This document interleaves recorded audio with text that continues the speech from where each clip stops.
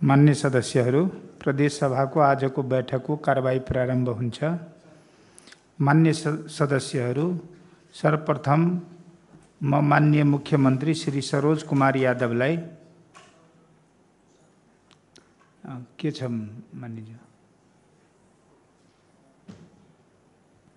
मान्य सभामुख महोदय, हाम्रा प्रदेशका कृषि मन्त्रालयद्वारा प्रत्येक जिल्लालाई दिनुपर्ने खाद्यको जुन वितरण प्रणाली छ र जुन डाटा दिएको छ त्यो अनुरूप सबै जिल्लामा खाद्य पुगिरहेको छैन र सम्मानित यो सदनका सम्पूर्ण मान्यजीहरूलाई आफ्ना आफ्ना क्षेत्रमा पाउनुपर्ने खाद्य कति हो त्यसको विवरण, त्यसको डाटा हामीलाई चाहियो र त्यस डाटा अनुसार जहाँ जहाँ खाद्य वितरण भइरहेछ त्यहाँ चाहिँ कुन हिसाबले वितरण भइरहेछ, त्यहाँ कालोबजारी भइरहेछ, त्यसका डाटाहरू त्यस्ता सहकारीहरू मार्फत जुनबाट चाहिँ कालोबजारी भइरहेछ त्यस्ता आएका डाटाहरूलाई सहकारीलाई खारिज हुनुपर्छ। किनभने जस्तै अब पर्सामा जहाँ इन्डस्ट्रियल एरिया छ त्यहाँ त बढी खाद युज हुँदैन, तर सूचना प्राप्त भएअनुसार अधिकांश खादहरू त्यहाँ पर्साका ठोरी गाउँपालिकाका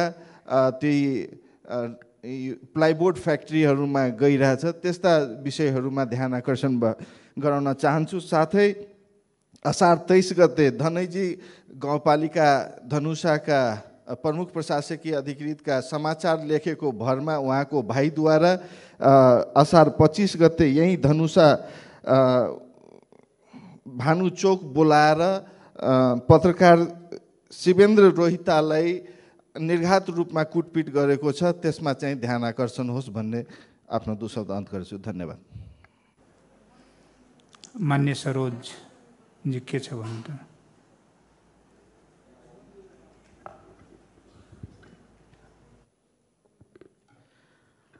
माननीय सभामुख महोदय, हाम्रो देश नेपाल संहितामा गएको सर्वविदित नै छ। संहितामा जनताले आफ्नो बसोबास भएको ठाउँबाट देशको हरेक सुख सुविधा प्राप्त गर्न चाहन्छ। यही उद्देश्यका साथ मिति 2078 12 17 गतेका दिन संघीय मन्त्री परिषदको निर्णय नेपालको स्थानीय तहमा एकीकृत सेवा सञ्चालन गर्न निर्णय गरियो। त्यो स्वागत योग्य छ र त्यसलाई म हृदयदेखि स्वागत गर्न चाहन्छु। संघीय मन्त्री परिषदको निर्णय अनुसार पालिकावासीहरूले सम्पूर्ण सुविधाहरू नगरपालिका र गाउँपालिका भित्रमा पाउनुपर्छ, तर रामगोपालपुर नगरपालिकाको सवालमा मालपोत र नापी कार्यालयबाट लिने सुविधाहरू रामगोपालपुरमा नभई गौशाला नगरपालिकामा जानु अवस्था छ, त्यो पनि रामगोपालपुरमै हुनुपर्छ। अर्का कुरा, इलाका प्रशासन कार्यालय र विद्युत महसुल तिर्ने सेवा रामगोपालपुरमा सेवा सञ्चालन भए तापनि सो पालिकाको वडा नम्बर 1, 2 र 9 का वडावासीहरूलाई गौशाला नगरपालिकामा जानुपर्ने व्यवस्था गरिएकोले यो अवैज्ञानिक र अनुचित रहेको हाम्रो ठहर छ। मान्य सभामुख महोदय, महोत्तरीको जलेश्वरमा रहेको मालपोत नापी लगायतको सेवा कार्यालयहरूको शाखा कार्यालयको रूपमा सञ्चालनका लागि रामगोपालपुर पाएक ठाउँ रहेको हाम्रो मान्यता छ। त्यसका बावजुद पनि त्यहाँबाट ठाउँ सारी गरी गौशालामा सञ्चालन गर्ने देखिएकोले त्यसप्रति हाम्रो आपत्ति छ। न्यायोचित पनि छैन। हाल सो विषयलाई लिएर रामगोपालपुरवासी आन्दोलित पनि भएका छन्। आन्दोलन अझै नचर्कियोस् त्यसलाई मध्यनजर गरी जनतालाई अपायक गर्ने ठाउँ गौशाला तोकेकोमा त्यसलाई सच्याई सम्पूर्ण कार्यालय रामगोपालपुरमै रहने व्यवस्था मिलाइयोस् भनी सभामुख मार्फत संघीय सरकारको ध्यान आकर्षण गराउन चाहन्छु। धन्यवाद। मान्य सदस्यहरू, सर्वप्रथम म मान्य मुख्यमन्त्री श्री सरोज कुमार यादवलाई स्थानीय सेवाहरूको गठन, सञ्चालन र सेवाका शर्तहरू सम्बन्धमा व्यवस्था गर्न बनेको विधेयकमाथि विचार गरियोस् भन्ने प्रस्ताव प्रस्तुत गर्न अनुमति दिन्छु।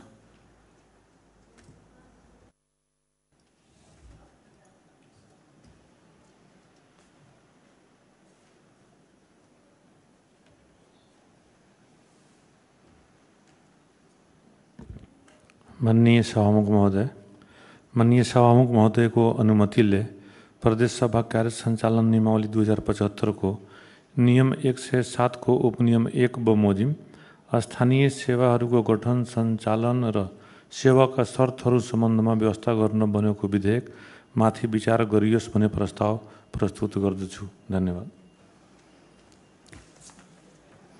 मान्य सदस्यहरू, अब स्थानीय सेवाहरूको गठन सञ्चालन र सेवाका शर्तहरू सम्बन्धमा व्यवस्था गर्न बनेको विधेयकमाथि विचार गरियोस् भन्ने प्रस्तावमाथि अर्थात् विधेयकमाथिको सामान्य छलफल प्रारम्भ हुन्छ। मान्य सदस्यहरू, यस छलफलमा विधेयकको सैद्धान्तिक पक्षमा मात्र छलफल हुने बेहोरा अनुरोध गर्दछु। उक्त छलफलमा बोल्न चाहनुहुने मान्य सदस्यहरूले आफ्नो नाम सभामुख ड्याससँगै बसेका कर्मचारीहरू मार्फत उपलब्ध गराइदिनु हुन अनुरोध गर्दछु र छलफलमा भाग लिने प्रत्येक मान्य सदस्यलाई 5 मिनटको समय निर्धारण गरेको छु। सर्वप्रथम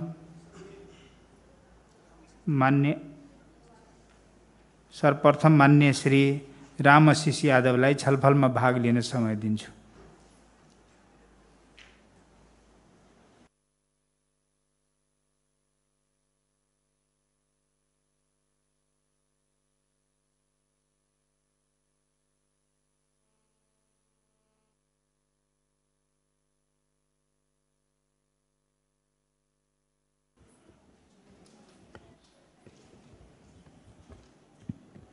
माननीय सभामुख महोदय, सबसे पहले तो मध्य प्रदेश सरकार के प्रमुख मुख्यमंत्री जी के धन्यवाद देव चाहे छी जे बहुत ही महत्वपूर्ण विधेयक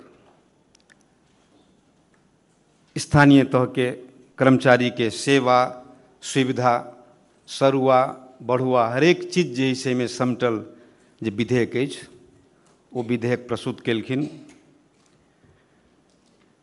संघीय लोकतांत्रिक गणतंत्र प्राप्त भेलाक बाद या आई के प्राप्ति क्रम में चाहे जन आंदोलन हुए, चाहे मधेश आंदोलन हुए, चाहे जनयुद्ध हुए या थरवट आंदोलन हुए, विभिन्न अधिकारवादी आंदोलन में निरंकुश राजतंत्र के ध्वस्त क्रम में देश के महत्वपूर्ण अंग कर्मचारी के भी बहुत महत्वपूर्ण योगदान है।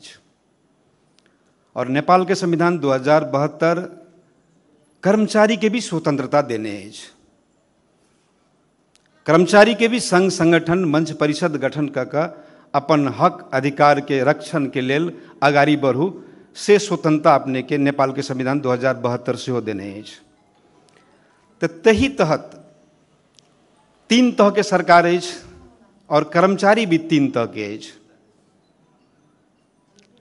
केंद्र सरकार, संघीय सरकार, प्रदेश सरकार और स्थानीय सरकार, ये तीनों तह के कर्मचारी सरकार के नज़र में चाहे कोनो सरकार हुए, संघीय सरकार हुए या प्रदेश सरकार हुए या स्थानीय सरकार हुए, ये तीनों तह के सरकार के नज़र में कर्मचारी सम्मान होवे के चाहिए। और हम सब कोनो भी कानून बनबै छियै, कोनो भी विधेयक जगत एन बने छै तो ई एन संघीय कानून, प्रदेश के कानून, स्थानीय कानून माने ऐसे समग्र रूप में बाधक नहीं चाहिए। आ समग्र रूप में हम सब कोनो भी विधेयक एन बने छै तो नेपाल के संविधान के परिधि में रह के बने छै। विधेयक स्थानीय सेवा गठन संचालन सेवा शर्त संबंधी बनल विधेयक के देखलिए तो 1 से लऽ 157 दफा अछि।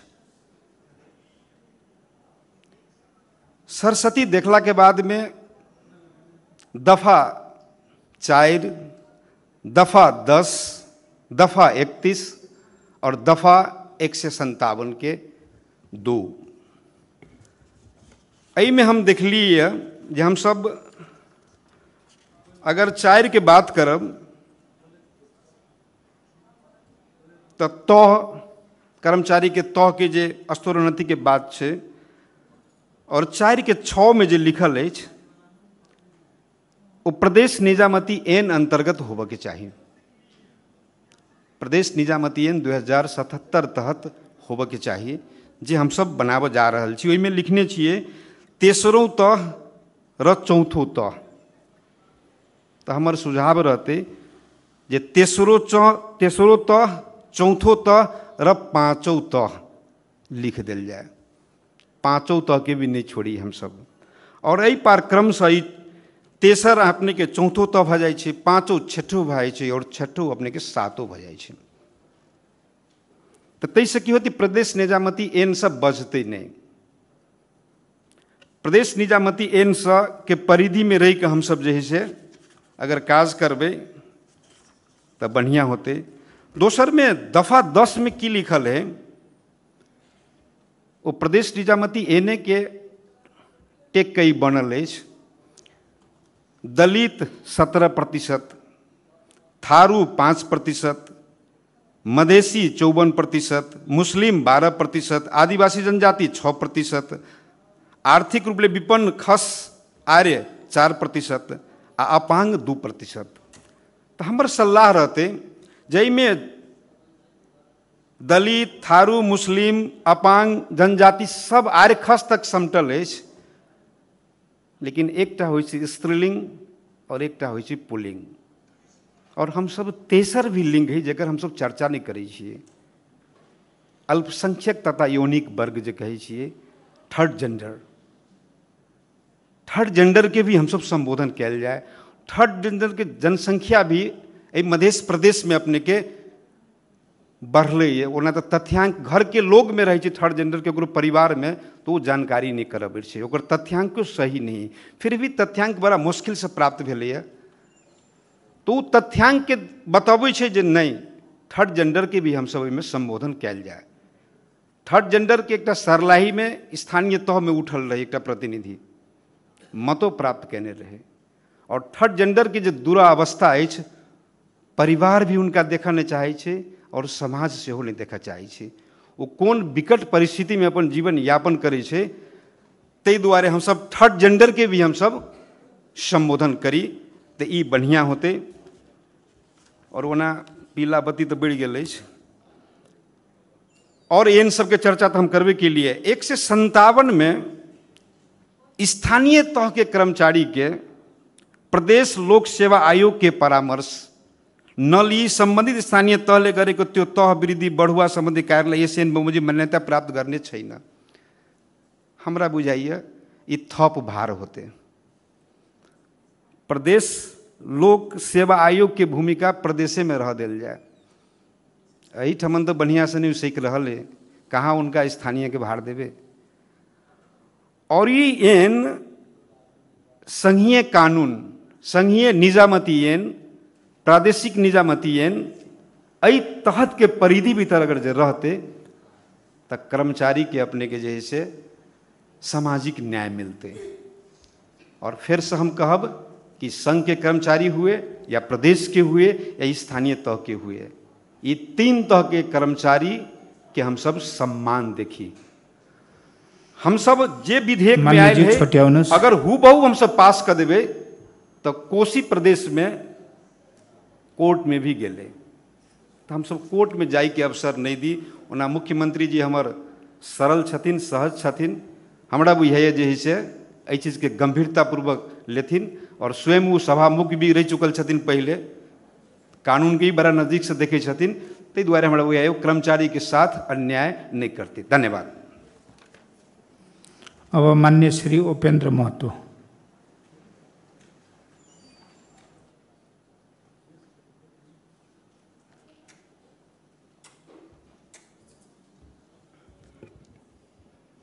माननीय सभामुख महोदय, आज स्थानीय सेवा को गठन, सञ्चालन र सेवाका शर्त सम्बन्धमा व्यवस्था गर्न भएको विधेयकमाथि विचार गरियोस् भन्ने प्रस्तावमाथि चाहिँ हामी छलफलमा छौँ।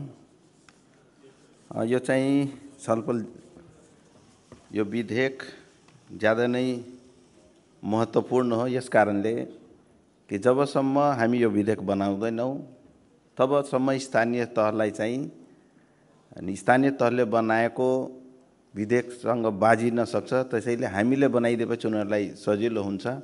योभन्दा पहिल्यै नै हामीले बनाइसक्नुपर्ने हो, किनभने धेरै चाहिँ स्थानीय तहले बनाइसकेको अवस्था छ र बाजिने अवस्था पनि छ।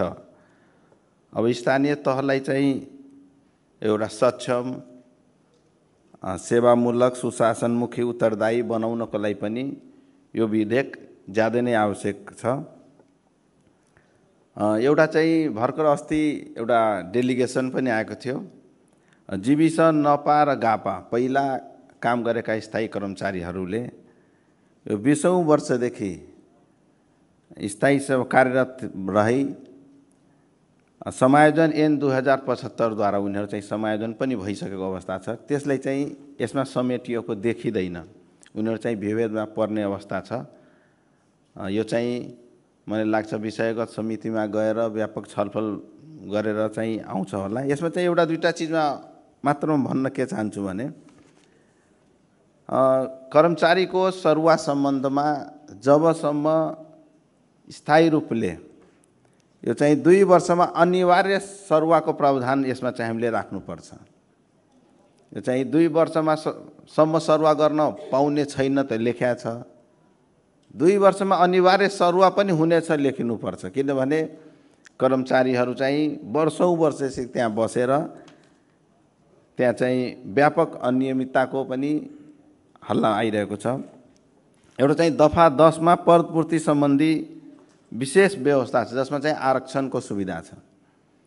यसमा चाहिँ एउटा के लेखेको छ भने कुनै पनि उपदफा 9 मा दफा 1 बमोजिम कुनै पनि समूहका लागि छुट्याइएको पदमा उपयुक्त उम्मेदवार उपलब्ध हुन नसकेमा वा कुनै पनि उम्मेदवार उत्तीर्ण हुन नसकेमा त्यस्ता पद अर्को वर्ष पुनः सोही समूहको विज्ञापनमा समावेश गर्नुपर्ने छ।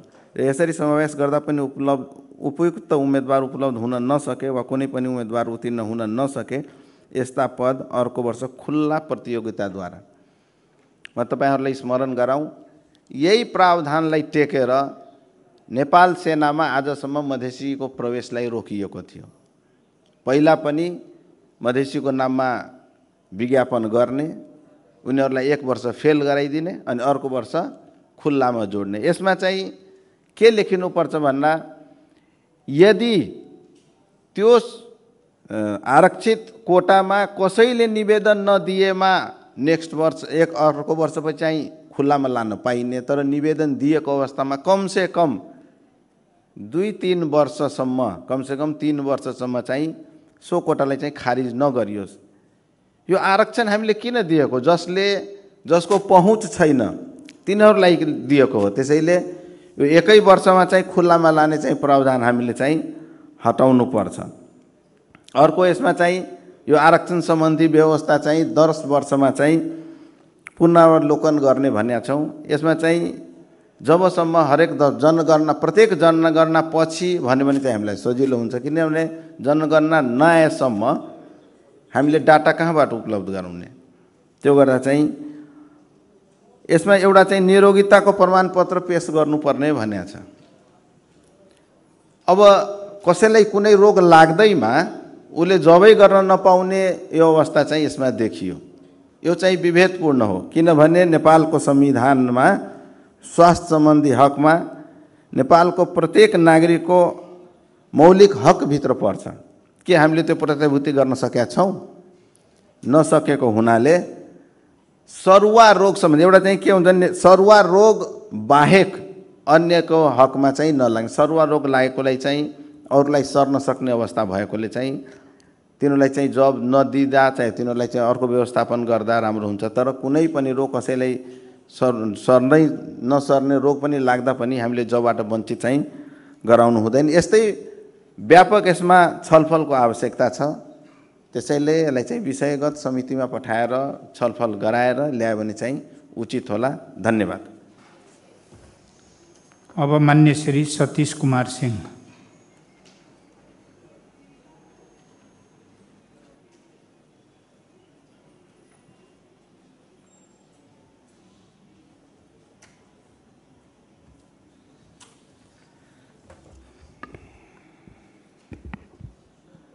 माननीय सभामुख महोदय, आइ जे स्थानीय सेवा संचालन ऐन जे स्थानीय तह संचालन ऐन पर जे छलफल हम सब आयल छी, एहिमे सबसे पहिला बात जे विगत के माननीय जी भी रखलखिन जे लोक सेवा में पहले सब जते 136टा पालिका के रिक्वायरमेंट अनुसार से जे कतेक आवश्यकता छे ओकर सबके ओएनएम सर्वे के अनुसार में जैसे से ओकरा सबके एन बना के ओकरा सबके लोक सेवा में पदपूर्ति के लागी से स्वीकृति दे के बाद दोसर जे छे से आरक्षण के कोटा जे छे से आरक्षण के कोटा के जे नहीं भेला के बाद जैसे से ओकरा मूल कोटा में जे ला जाए के बाद छे ओकरा नहीं ला जाए पावे, जकर जे अधिकार मिलल छे संविधान के तहत मधेसी दलित जनजाति जकर जे अधिकार मिलल छे वह तहत में ओकरे प्रतिनिधित्व हो पड़े और ओकरा जैसे से एक साल नहीं भे सकले तो पुनः और को साल भी ओकरा सबके वह पद पर जैसे से ओहि में जैसे से जाय पड़ले, ओकरा मूल्य में नहीं गाभे पड़ले।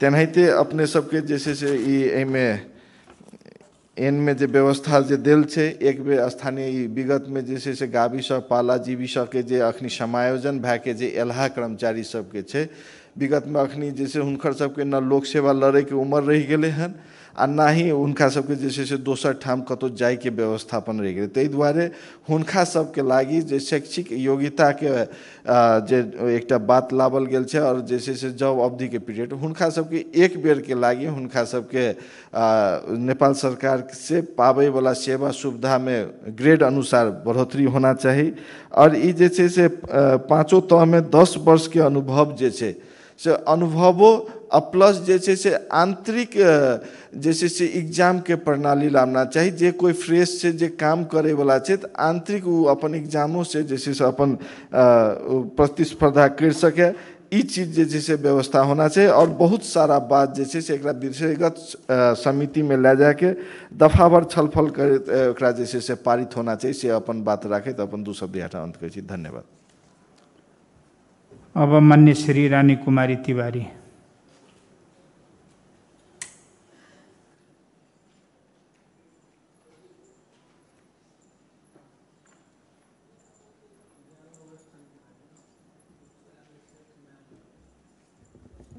सम्मानित सभामुख महोदय, आज हम सब स्थानीय सेवा को गठन संचालन र सेवा शर्तहरू सम्बन्धमा व्यवस्था गर्न बनेको विधेयक पर हम सब छलफल कर रहा छी, जबकि वास्तव में कहबे ती विधेयक बहुत लेट से हाउस में हम सब आई छलफल में ले लिया जेकर मांग पटक पटक कर्मचारी संगठन से लेके जते स्थानीय के खास में कहबे तो मेयरो उपमेयर सब ये चीज के लिए हमरा सबके दबाव बनबैत अबित रहलखिन जे अपने सब ई काम क के भेज दियो, लेकिन हम सब आई तक करे न सकित रहिए। कम से कम लेटो सही ई विधेयक हमरा सबके बीच में आयल और हम सब आई छलफल में सहभागी छी। लेकिन एके जोरे जोरे कहब ई जम्मा 55 पेज के विधेयक है और ई 55 पेज के विधेयक जे है ई एगो कर्मचारी के जीवन से जुड़ल विधेयक है। ओकर लाइफ यही विधेयक से तय होते, ओकर सुविधा केना मिलते, ओकरा निवृत्त केना कल जते, ओकर बढ़ुआ केना होते, ओकर नियुक्ति केना होते, ओकरा कार्रवाई केना होते, हर एक चीज यही विधेयक में हम सब समेटे जा रहा छी। एहि लेल हमर बुझाई है जे सबसे बेसी एहि पर अध्ययन करे के जरूरी है, कुछ सलाह सुझाव भी लेवे के जरूरी पड़ते जे एहि क्षेत्र में जे काम कैल साथी सब छथिन हुनका सबसे भी हिनकर विशेषता सब जे है उ हुनका सबसे अध्ययन अनुसंधान को के ए विधेयक पास करे के चाहिए, न कि हम सब सरासर अथी क के ए विधेयक के पास करके एते दिन लेट भेले तो हड़बड़ा के हम सब ए विधेयक के पास न करी, बल्कि ई दफावार छलफल करे से पहले हम सब समिति में संबंधित समिति में भेजल जाए और एहि पर विस्तार में छलफल क के ओकरा बाद हम सब एहि पर दफावार छलफल क के तब ए विधेयक के हम सब पास करब तो हमरा बुझाई बेसी उपयुक्त होत। कैलाकि अभियो बहुत सारा एहन स्थायी कर्मचारी सब भी है जे 20-20 साल से एके गो पद पर है और ओकर बढ़ुआ के प्रक्रिया की होते से अभी तक कुछ तय न है, जे के कारण उ सब वही के पद पर फंसल है और वही के नीचा के तह के जे कर्मचारी सब रहले उ सब बढ़ुआ भ के हुनका से आगू भ गेल अवस्था पीड़ा सब भी हमरा सबके सामने में अबै छै। कैलाकि हुनका सबके प्रक्रिया कुछ जटिलता सब है कुछ पद सबके, जै के कारण उनका सबके बरुआ सीधा हो न पा रहा है और एक गो पद पर 20 साल से छे। हुनका से पाछू आयल, हुनका से निचला तक के कर्मचारी के बढ़ुआ भ गेल है, लेकिन हुनका सबके बढ़ुआ न भ पायल है, कैलाकि हुनका सबके जो प्रक्रिया है से कुछ टकराई छे। तेकरा बाद अपने के बहुत कर्मचारी के समस्या हमरा सबके इहो बुझ देवे पड़त जे उमेर हद ओकर पार भ चुकल है। एक गो पद पर उ काम करते करते अस्थायी पद पर और ओकर उम्मीद हद पार हो चुकल है, अब वो लोक सेवा फिर लड़े भी न सके की स्थिति में है। वही के व्यवस्था भी हमरा सबके सोच के में बनावे के पड़ते, कैलाकि हुनका सबके पूरा जिंदगी में बीत गए। जे 20 बरिस अगर नौकरी कर ले एगो पद पर, ओकर लाइफ लगभग में बीत गए। अब वो अंतिम में वो कहाँ जतै, ओकर निकाय की होते, ओकर निकास भी हम सब सोच देवे ये विधेयक में। एहि सब पर गहन छलफल क के ओकरा बाद एहि विधेयक के हम सब पास करी। एहि लेल हम अनुरोध करबै जे ई विधेयक के हम सब समिति में भेजी और गहन छलफल कैला के बाद पुनः हम सब हाउस में लाके पर दफावार छलफल करी और एहि विधेयक के पास करी, कैलाकि ई विधेयक अति आवश्यक विधेयक है। हमरा सब लगन तो हिनकर संगठन जे कर्मचारी संगठन सब है बहुत बेरी आयल होती जे हमरा सबके विधेयक किया ना सब आन दै छी, कहै छियै लावे के क्रम में या बीच में चुनाव सब भ गेलै, एहि कारण से भी लेट भेलै, लेकिन अब जरूर हेतै। और कुछ सुझाव उ सब साथ देले भी छथिन, लेकिन उहो सब जे देले छथिन से हम सब कुछ छलफल कैले रही एक दू बेरी हुनका सबके जोरे, और ओहि में उ सब बाद में खुदे भी हम सब 2-4 गो प्रश्न जब पूछलिए तो हुनको सबके कुछ त्रुटि भेल है सलाह देवे में, उहो सब करेक्शन करे पड़ते से सलाह देले छथिन। एहि लेल हम एहि हाउस में अनुरोध कैली जे ई समिति में भेजला के बाद ही और गहन छलफल कैल जाए, तकरा बादे के पास करब। और एहि में बेसी अभी हम कुछ न कली। धन्यवाद। जय महाराज। अब माननीय श्री रत्नेश्वर गोइट।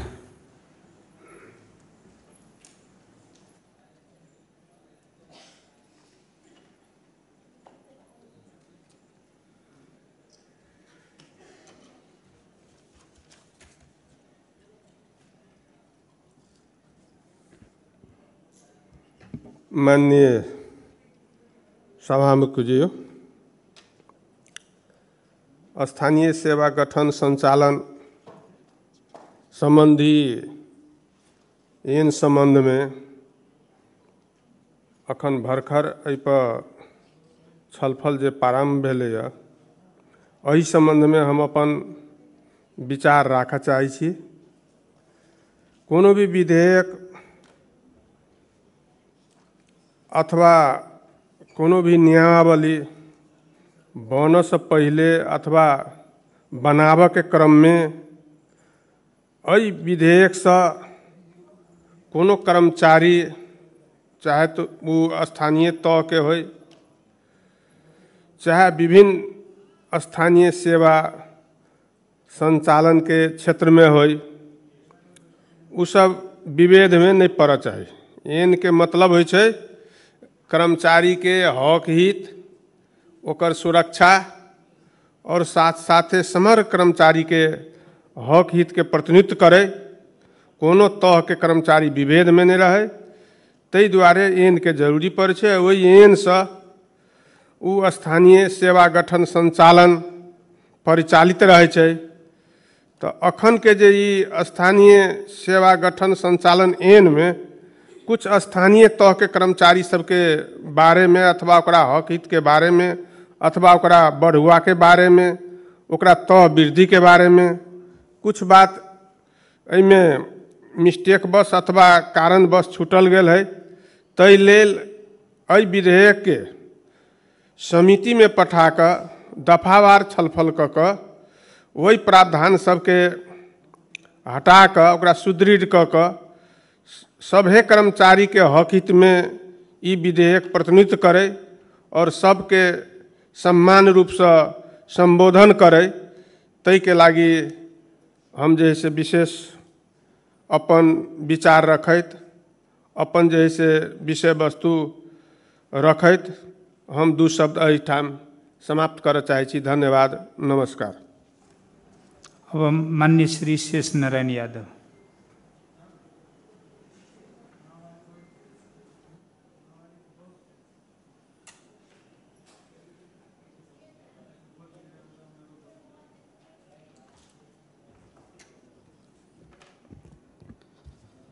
सभामुख महोदय,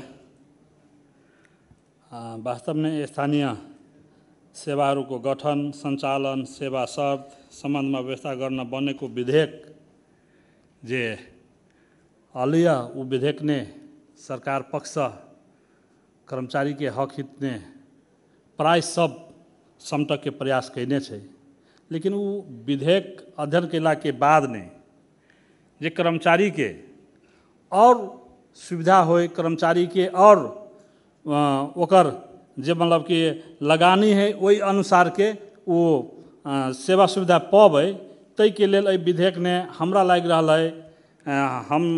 हमर जो विचार है विधेयक के कुछ दफा सब ने मतलब कि कुछ बुंदा सब छलफल की कहे छे संशोधन कर के आवश्यकता है।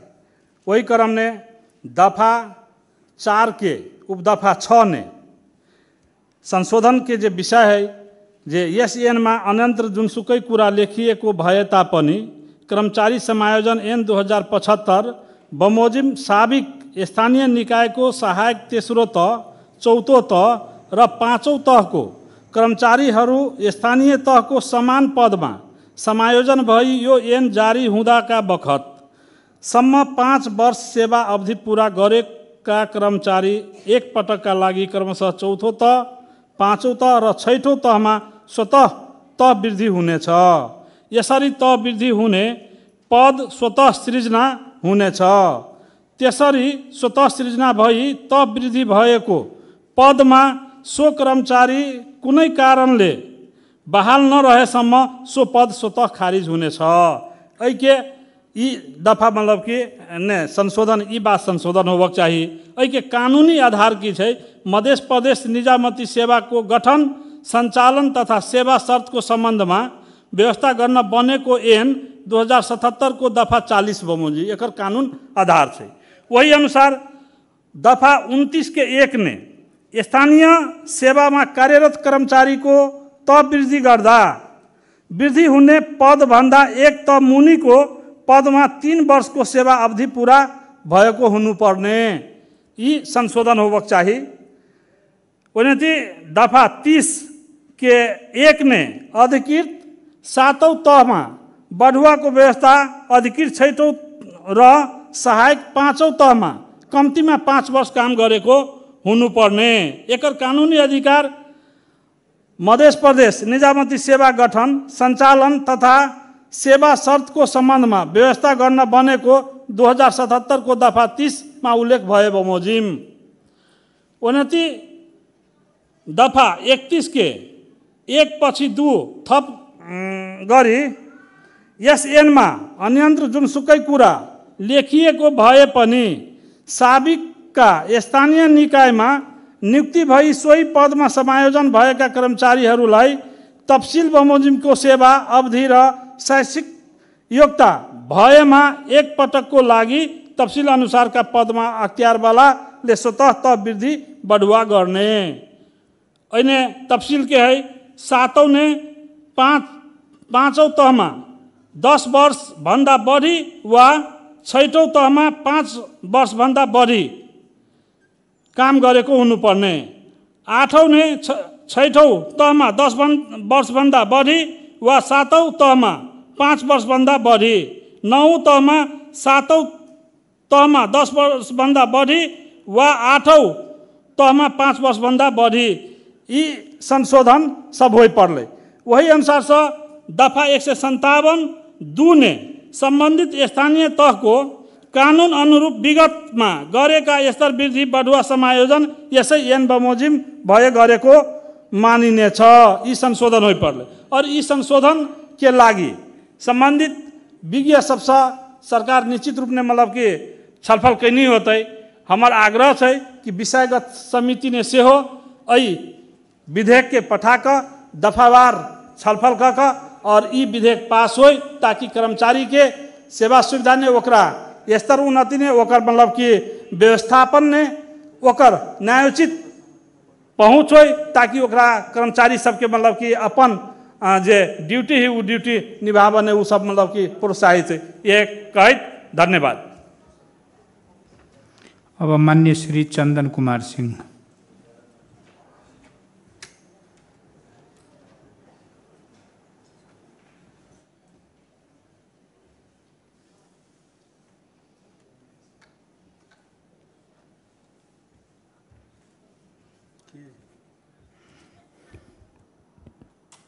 दोनों बत्ती बढी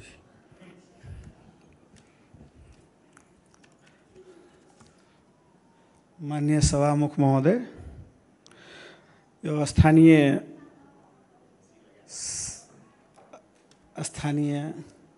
मंत्री सब हंसने लगे हैं, क्या बात है बोलने से पहले। स्थानीय सेवा ऐन संशोधन गर्नुपर्ने र स्थानीय तहको कर्मचारीहरूको समायोजन सम्बन्धमा आएको विधेयकमा खास गरेर मैले भन्न खोजेको के हो भने कि यसमा पहिला पनि कर्मचारीहरू जुन अवस्थामा 56 पछि जुन एउटा इन्सर्जेन्सी माओवादीको समयमा एउटा घटना परिघटना हुँदै गयो देशमा, त्यसले गर्दा के भयो भने त्यो अवस्थामा कर्मचारीहरू सचिवहरूले गाउँपालिकाका गाविसका सचिवहरूले चलाइरहेको थियो। त्यो बेला गाविसहरू 20औं वर्षसम्म स्थानीय तह जनप्रतिनिधि विहीन थियो। त्यो अवस्थामा धेरै कर्मचारीहरू केन्द्रबाट एउटा स्थानीय स्वायत्त शासन ऐनकै टेकेर, स्थानीय मन्त्री त्यो बेला को हुनुहुन्थ्यो एक्ज्याक्ट थाहा छैन, तर के छ भने त्यही बेला एउटा ऐन टेकेर त्यहाँ चाहिँ एउटा ल्याएको थियो कि कर्मचारी सम्बन्धमा कि कर्मचारी त्यहाँ भर्ना गर्नु पर्दछ र त्यसमा सब ओभरसियर पढेका या टेक्निकल पढाइ गरेका केही मान्छेहरूलाई हरेक पालिकामा एउटा एउटा कार्यालय सहायक भने प्राविधिक सहायक भनेर राखेका थिए। त्यो कर्मचारी अहिले त सचिव जस्तै भइसकेको छ। सचिव भन्दा पनि हुन त राम्रै गरिरहेछ पर्फर्मेन्स कुनै कर्मचारीको, र कुनै कर्मचारी मान्य सभामुख महोदय रिटायर पनि भइसकेको छ। त्यसमा त्यो कर्मचारी त्यो बेलाको अवस्था हेर्दाखेरि त्यसले वास्तवमा भन्नुहुन्छ पीडितै छन् एक किसिमले, र त्यो पीडित कर्मचारीलाई हुन त अब जसले लोकसेवा पास गरेर आएछ त्यो त चाहँदैन कि यो पास होस् भनेर, तर के छ भने त्यसलाई पनि अलिकति समायोजन गरेर सोच्नुपर्ने अवस्था देखिन्छ। यसमा के हो भने अब यसको जुन हाम्रो दफाहरू छन्, यसमा 4 को उपदफा 6 बमोजिम यस ऐन अन्तर्गत जुनसुकै कुरा लेखिए भए तापनि कर्मचारीको समायोजन 2075 बमोजिम साबिक स्थानीय तहको सहायक तेस्रो तह, चौथो तह, पाँचौं तहको कर्मचारीहरूलाई स्थानीय तहको समान पदमा समायोजन भई यो ऐन जारी हुँदाका बखतसम्म 5 वर्ष सेवा अवधि पूरा भएको कर्मचारी एक पटकका लागि क्रमशः चौथो तह, पाँचौं तह, छैठौं तह स्वतः एक पटकको लागि मात्रै माग गरेका छ। मान्य सभामुख महोदय, तहमा वृद्धि हुनेछ र यस तहको वृद्धि हुने पद स्वतः सिर्जना हुनेछ। यसरी स्वतः सिर्जना भई तह वृद्धि भएको पदमा सो कर्मचारी कुनै कारणले बहाल नरहेकोमा सो पद स्वतः खारिज हुनेछ। मध्य प्रदेश निजामती सेवाको गठन, सञ्चालन एवं सेवा शर्तको सम्बन्धमा व्यवस्था गर्न बनेको ऐन 2075 को दफाको 40-41 बमोजिम यसमा अलिकति समायोजन गर्न सकिन्छ कि। यस्तै अरू छन्। यसमा धेरै साथीहरू संशोधनको प्रस्ताव पनि गर्न सक्नुहुन्छ र गर्नुहुन्छ होला, र मलाई लाग्छ कि यसमाथि पुनर्विचार गरेर यसलाई अलिकति समितिमै लगेर छलफल गराएर यसलाई पास गर्दा उचित हुन्छ कि जस्तो लाग्छ। र हाम्रो सङ्घीय मामिला प्रदेशको जुन समिति छ त्यसमा खास गरेर यसलाई लगौँ र यसलाई संशोधन गरेर अगाडि बढाउँ। तत्कालको लागि यति मेरो भनाइ छ र यसलाई सबैजना मिलेर अगाडि गर्दा राम्रो हुन्छ। यसमा अब माननीय मुख्यमन्त्रीजी र सम्बन्धित मन्त्रीजीहरूले विशेष रूपमा ध्यान दिएर यसलाई सबैलाई सक्दो मिलाउने प्रयास गर्न सकिन्छ भन्ने आशा छ। यति भन्दै आफ्नो विचारलाई यही तत्काल विराम दिन्छु। धन्यवाद, नमस्कार। अब मान्य श्री राजेन्द्र प्रसाद चौधरी थारू।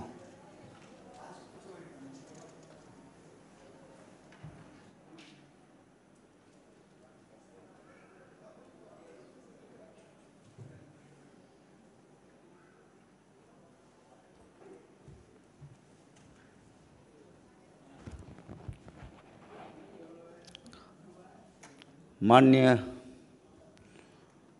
सभामुख महोदय, मैले पनि भन्नुपर्ने कुराहरू पूर्ववक्ता मान्यजीहरूले सर्वप्रथम हाम्रा मान्य रामशिष यादवज्यूले जुन कुराहरू अरू मानिसहरूले राख्नु भएको छ, मलाई सबैमा चाहिँ मोटामोटी एउटै विषयवस्तु हो। कि स्थानीय कर्मचारीहरू पीडित छन्, उनीहरूले चाहिँ अन्याय भएको छ र यो हामीले जुन पास गर्दैछौँ त्यसमा चाहिँ उनीहरूको अन्याय नहोस् भन्ने चाहिँ एउटै हाम्रो मनसाय हो। त्यसैले यसलाई चाहिँ यो समितिमा लगेर गहन रूपमा चाहिँ छलफल गरेर चाहिँ पास गर्नु चाहिँ सबभन्दा राम्रो हुन्छ मलाई जस्तो लाग्छ। र मैले पनि यो सभामा जितेपछि मसँग पनि लाहानका कर्मचारीहरूले पनि सामूहिक रूपमा भेटेर पनि मलाई समस्याहरूको चाहिँ अवगत गराउनु भयो। हिजो पनि उहाँहरू केही आउनुभएको थियो।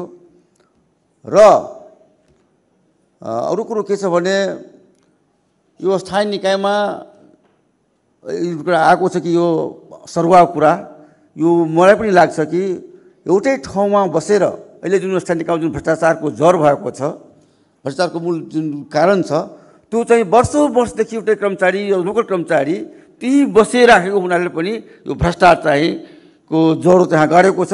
र मान्छेहरू के भनाइ छ भने लाहानमा पनि कि जबसम्म केही कर्मचारी त्यहाँबाट सरुवा हुँदैन तबसम्म यहाँ भ्रष्टाचार अन्त हुँदैन भन्ने आम जनताको इभन त्यो मेयर साहबहरूको पनि त्योबाट पीडित छन्। त्यसले गर्दाखेरि यो अनिवार्य रूपमा यो कर्मचारीहरूको चाहिँ सरुवा चाहिँ 2 वर्ष 3 कति वर्ष गर्न सकिन्छ त्यो चाहिँ हुनैपर्छ मलाई जस्तो लाग्छ। र अरू कुरो के छ भने यस्तै समस्याहरू पनि यो प्राविधिक शिक्षालयमा यो हाम्रो स्तर पर्छ कि पर्दैन, पढ्नुपर्ने शिक्षा चाहिँ यो मधेस यो प्राविधिक शिक्षालय त्यसमा पनि मैले के देखेँ भने त्यहाँ पनि त्यो वर्षौँदेखि काम गरेको त्यो कारागारमा काम गरेको मान्छेहरू रिटायर भएका छन्, उमेर पास भएको थाहा भएको छैन, ठीक पाएको छैन 20 वर्षदेखि। त्यसलाई पनि एउटा के अरे विधेयक बनाएर पास गरेर त्यस्तालाई पनि समाधान गर्नुपर्छ मलाई जस्तो लाग्छ। र यो जुन समस्याहरू आएको छ जुन यो स्थानीय निकायको त्यसको म पनि सहमत छु र यसलाई चाहिँ विधेयक यो समितिमा छलफल गरेर चाहिँ पास गरोस् भन्ने म चाहन्छु। धन्यवाद।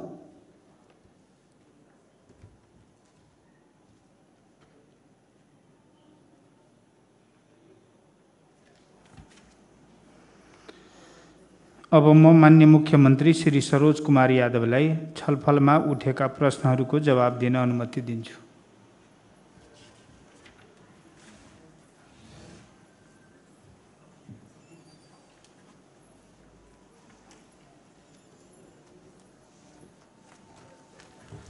माननीय सभामुख महोदय,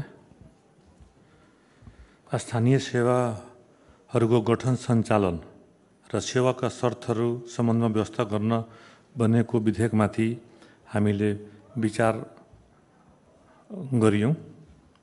खास गरेर यो विधेयक हामीले कम्तीमा 2-3 वर्ष अगाडि बनाइदिनु पर्ने थियो, किनभने यो विधेयक नभएर पनि स्थानीय तर प्रदेश सरकार बीच समन्वयको पनि कमी भएको हो। खास गरेर यो विधेयकको लक्ष्य नै छ कि स्थानीय तहको सेवा र गठन सम्बन्धमा पनि स्थानीय तहमा जति कर्मचारी चाहियो त्यो प्रदेश सरकार लोक सहयोगबाट नै नियुक्ति भएर जाने हो। र यो विधेयकमा हामीले के उल्लेख गरिदिएका छौँ, प्रदेश सरकारले स्थानीय तहका कर्मचारीलाई प्रदेशभरि सरुवा पनि गर्ने व्यवस्था मिलाइएको छ। जब सरुवाको व्यवस्था भएपछि आपसमा समन्वय निश्चित रूपले भइहाल्छ स्थानीय र प्रदेश बीच।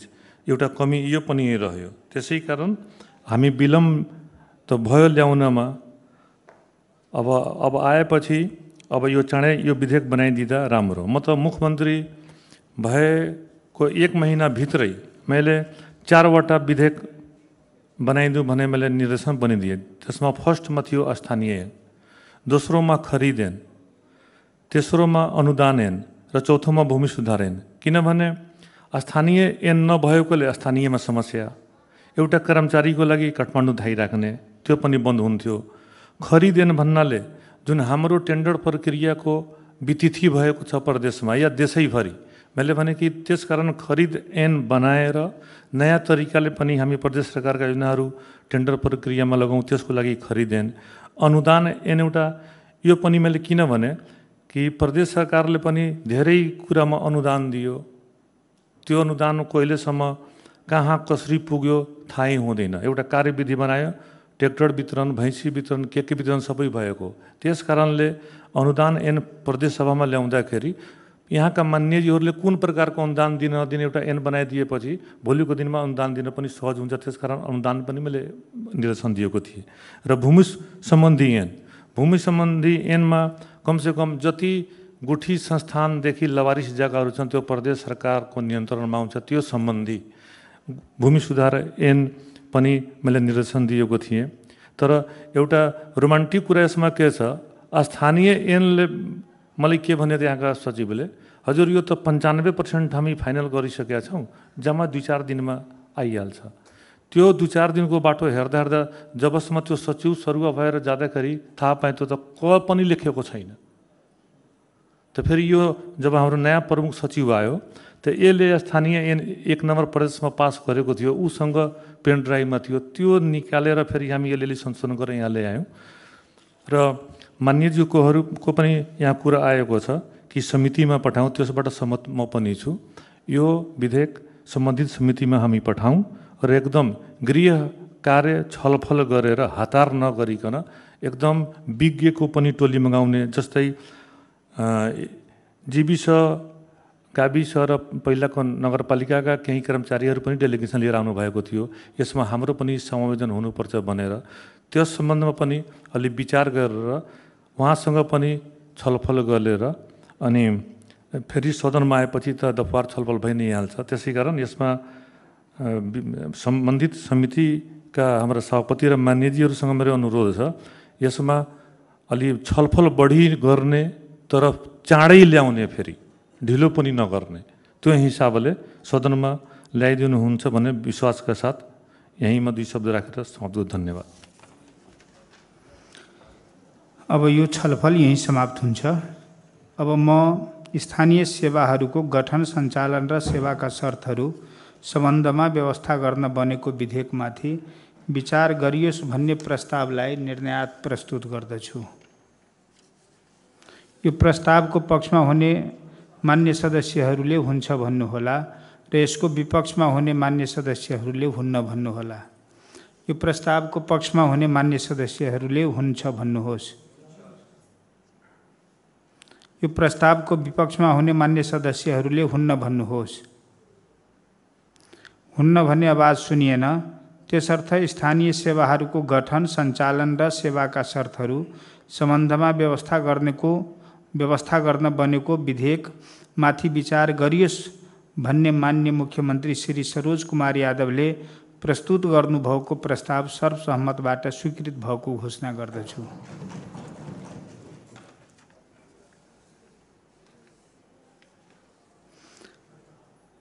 मान्य सदस्यहरू, अब म मान्य भौतिक पूर्वाधार विकास मन्त्री श्री कृष्ण प्रसाद यादवलाई मध्य प्रदेशको सवारी तथा यातायात व्यवस्था विधेयकमाथि विचार गरियोस् भन्ने प्रस्ताव प्रस्तुत गर्न अनुमति दिन्छु।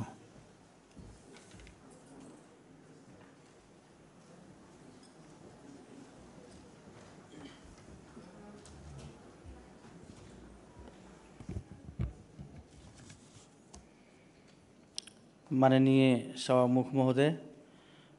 सभामुख महोदय को अनुमतिले प्रदेश सभा कार्य सञ्चालन नियमावली 2075 को नियम 107 को उपनियमन 1 बमोजिम मध्य प्रदेश सवारी तथा यातायात व्यवस्था विधेयक माथि विचार गरियोस् भन्ने प्रस्ताव प्रस्तुत गर्दछु। धन्यवाद। मान्य सदस्यहरू, अब मध्य प्रदेशको सवारी तथा यातायात व्यवस्था विधेयकमाथि विचार गरियोस् भन्ने प्रस्तावमाथि अर्थात् विधेयकमाथिको सामान्य छलफल प्रारम्भ हुन्छ। मान्य सदस्यहरू, यस छलफलमा विधेयकको सैद्धान्तिक पक्षमा मात्र छलफल हुने बेहोरा अनुरोध गर्दछु। उक्त छलफलमा बोल्न चाहनुहुने मान्य सदस्यहरूले आफ्नो नाम सभामुख ड्याससँगै बसेका कर्मचारीहरू मार्फत उपलब्ध गराइदिन हुन अनुरोध गर्दछु।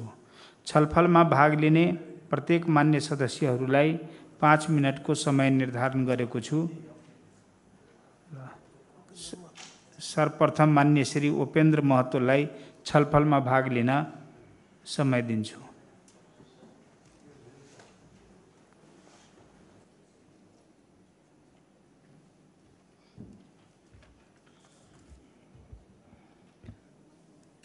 माननीय सभामुख महोदय, मध्य प्रदेश सवारी तथा यातायात व्यवस्था विधेयक 2080 पर आई हम सब यही के सबसे पहले प्रस्तुत कैल मंत्री जी के हम धन्यवाद देवे चाहिए। कहला कि जतेक विधेयक सब रहलै वास्तव में ऐसे पहिलका टेन्योर में ही आवे के आवश्यकता रहलै, लेकिन विभिन्न कारण से एगो विगत में एगो त्रुटि भेल हम बतबै छी। ई मध्य प्रदेश सवारी तथा यातायात व्यवस्था विधेयक के अभाव में ई प्रदेश सरकार अनाहक गाड़ी खरीद के और बहुत दिन तक प्रदेश सभा में थनकायल रहलै और बाद में पता न कौन कौन ऑफिस के डोनेट कल के, जहाँ डोनेट कल के वो आई कि हमरा बुझाइए पूर्ण रूप से संचालन में न है। ई विधेयक के बहुत आवश्यकता है। कहला कि यही मध्य प्रदेश में यातायात से विभिन्न दुर्घटना से लेके आई के दिन में यही के अभाव में बहुत ही हमनी सबके केंद्र सरकार संघीय सरकार के कानून पर अभी तक हम सब निर्भर छी और यही में बहुत प्रावधान हम देखली, बहुत प्रावधान कैल गेल है। जैसे सवारी साधन के वर्गीकरण केना करे के, सवारी साधन के दरता केना कौन प्रक्रिया से प्रदेश में होता है, सवारी चालक अनुमति पत्र अभी तक हम सब ओना ट्रायल तो इहो ले छी, लेकिन अनुमति पत्र हम सब केंद्र से जब तक छपा के न अबै छै तब तक हम सब इंतजार करी छी। परिचालक अनुमति पत्र, सार्वजनिक यातायात व्यवस्थापन केना करे के, आवागमन के केना नियमन, यही प्रदेश में जे अतै ओइ गाड़ी सबके आवागमन के केना नियंत्रण करे के, बीमा संबंधी व्यवस्था। और हम सब यहाँ जतेक भी राजनीतिक कर्मी सब छी हमरा बुझाइए इस गाड़ी के एक्सीडेंट से नियमित कोनो न कोनो पंचायती होइत रहे छै, ओने ठक्कर लाग गेल, कोनो ओने डेथ भे गेल। तो यही में नियम कानून में सही ढंग से व्यवस्था रहते तो हम सबके पंचायती कम करे के पड़ते हमरा बुझाइए। तै के लेके एहि में बहुत अच्छा अच्छा एहि में प्रावधान सब है और तै के लेके एहि के औरो व्यापक रूप से एहि में छलफल क के एगो विषयगत समिति में छलफल क के और एहि प्रदेश सभा में लैला के बाद दफावार छलफल में गेला पर उपयुक्त होतै से हमर राय कहित हम विदा होइ छी। धन्यवाद।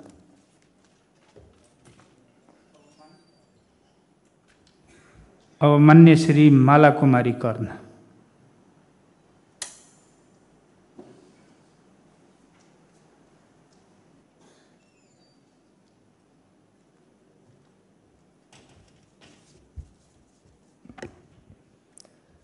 माननीय सभामुख महोदय, हाम्रो भौतिक पूर्वाधार विकास मन्त्रीज्यूले ल्याउनु भएको यो यातायात सम्बन्धी विधेयकलाई म स्वागत गर्न चाहन्छु। वास्तवमा हामीलाई यो विधेयक चाहिन्छ नै र यसका केही सैद्धान्तिक कुराहरूमाथि जुन छलफलको कुरा छ यसमा म आफ्ना केही कुराहरू राख्न चाहन्छु। यसमा खास गरी यो हाम्रो सरकारले यो नवीकरण सम्बन्धी जुन विशेष व्यवस्था गरेको छ, जुन लामो समयसम्म नवीकरण नगरेका सवारी धनीहरूलाई जुन छुटको जरिवाना छुटको व्यवस्था गरेछ त्यो स्वागत योग छ र यो अवधिमा म यसै सदन मार्फत सम्पूर्णलाई जुन गराउनु भएको छैन उहाँहरूलाई आग्रह पनि गर्दछु यो तोकिएको मिति जुन छ त्यो मितिसम्म गराउनलाई, त्यसको लागि म सरकारलाई धन्यवाद दिन चाहन्छु। र यसमा एकैपटक यो जुन निजी सार्वजनिक सवारी साधनको जुन छ 5 वर्षसम्मको नवीकरण गराउनु पर्ने त्यो त ठिकै छ, त्यो ठिक छ, तर यो 20 वर्षसम्मको एकैपटक यो दस्तुर बुझाएर नवीकरण गराउन सक्ने यो मलाई चाहिँ उचित लागेन। यसप्रति चाहिँ म अलिकति ध्यान दिन आग्रह गर्दछु, किनभने एकैचोटि 20 वर्षसम्म नवीकरण हामी आज गराइहाल्छौँ। 20 वर्षमा यो 20 वर्षमा गाडी कहाँ के हुन्छ अतापता हुँदैन, त्यही भएर यसमाथि चाहिँ अलि ध्यान पुगोस्। र यो परिच्छेद 5 को यो परिचालक कन्डक्टर सम्बन्धी जुन व्यवस्था गरेको छन् त्यसमा यो योग्यताको कुराहरू राखेको छ।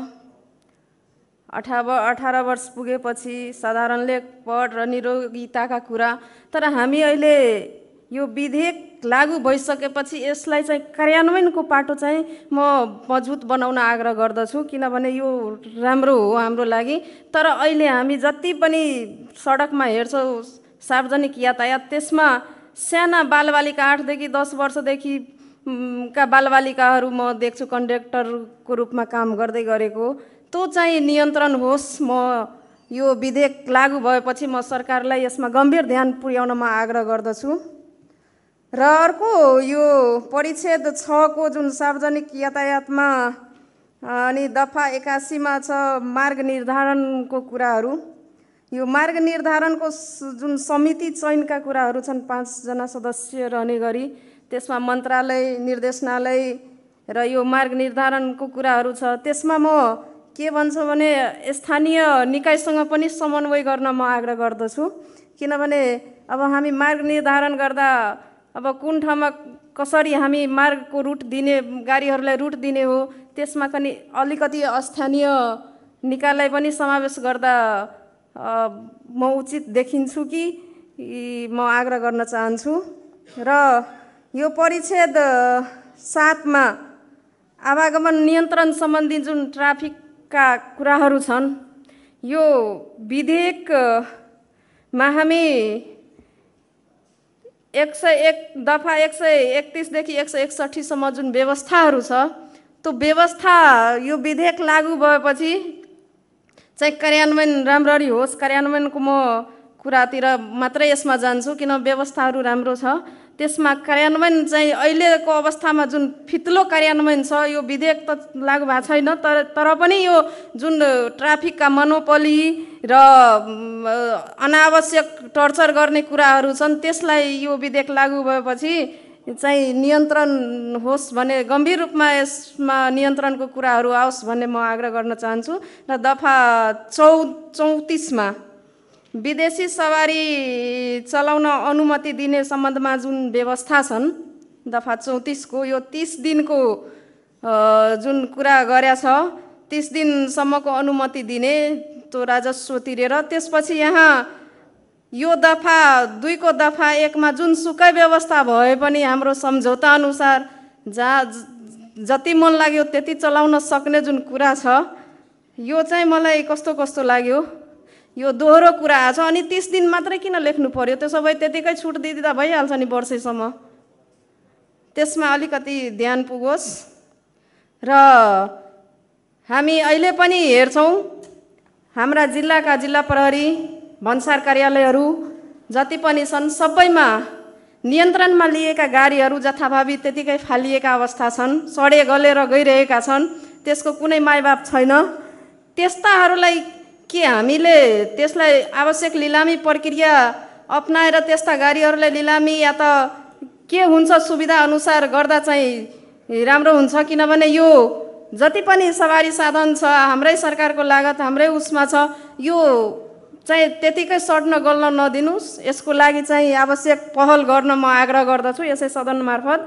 र यो हामीले जुन अहिले विमानस्थल, सार्वजनिक बस स्टपहरू छन् र बस पार्कहरू छन्, त्यहाँ सञ्चालन हुने जथाभावी रूपमा यो ई रिक्सा, सिटी रिक्सा, के निजी सवारी साधनहरू छ, निजीलाई त केही छैन यो, तर त्यसमा चाहिँ ट्याक्सी सञ्चालनको अनुमति दिनुपर्छ। किनभने हामीलाई सर्वसुलभ तरिका, नागरिकलाई सर्वसुलभ तरिकाबाट आवागमन होस् भन्नको लागि त्यसमा ट्याक्सी सञ्चालनको अनुमति दिन म आग्रह गर्दछु। यो विधेयकमा आओस् त्यो कुरा। र यति भन्दै म यो विधेयक पारित हुन्छ नै, र पारित भएपछि कार्यान्वयनको पक्ष चाहिँ बलियो बनोस्, यसमा निरन्तर अनुगमन निरीक्षण होस् भन्ने भन्दै आफ्ना शब्द यहीँ विराम दिन्छु। धन्यवाद। अब मान्य श्री रामशेष यादव।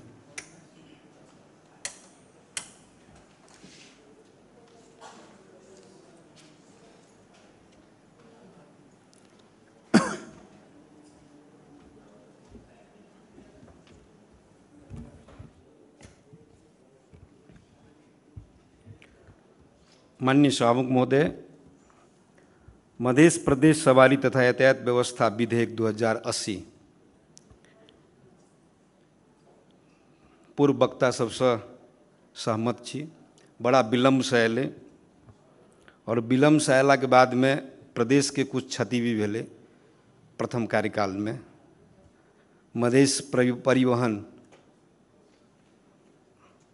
जे किना के अयलै गाड़ी, लेकिन वो गाड़ी यूज नहीं भेलै। बाद में ओकरा जे है से व्यवस्थापन करे के प्रयास सरकार केलकै। मध्य प्रदेश सवारी तथा यातायात व्यवस्था विधेयक, ई सबसे पहले तो नाम जे हमरा बुझाइए, ई नाम के और कनी छोट क देला से होते कि, कारण काठमांडू के विद्वान सब बड़का विद्वान रहे छे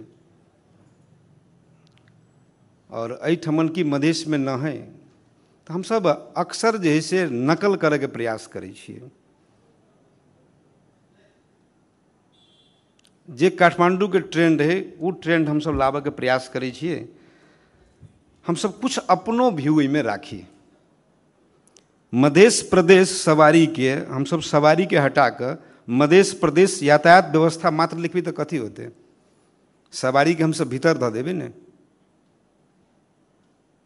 यातायात से स्पष्ट भ जेते ने। कौन जरूरी एकर नाम अहाँ के लंबा करे के? तो हमार प्रयास रहते जे एकर नामे पहले संशोधन कैल जाए तो बढ़िया रहते। दोसर में 2 से 60 टा देख लिए, में स्वाभाविक रूप से ई विधेयक के सरकार के एकेटा उद्देश्य अछि जे यात्रु के एक जगह से दोसर जगह जाय में सहज हुए, दुर्घटना कम हुए और जे अवस्था में सवारी साधन देखे तो भी यहाँ के दुर्घटना एहि तीव्र गति में भ जाय छे और दुर्घटना भेला के बाद में पीड़ित परिवार के साथ जे दशा होय छे, उ दशा हम सब जनप्रतिनिधि छी नहीं छुपल है। प्रहरी जे बीच में अपने के जे से गेम चेंजर के रूप में भ जाय छे, पीड़ित परिवार के प्रहरी और पीड़ित क दै छे, देखे तो भी अपने के। तै दुआरे एहि विधेयक में देख लिए जे काफी मेहनत कैल गेल अछि।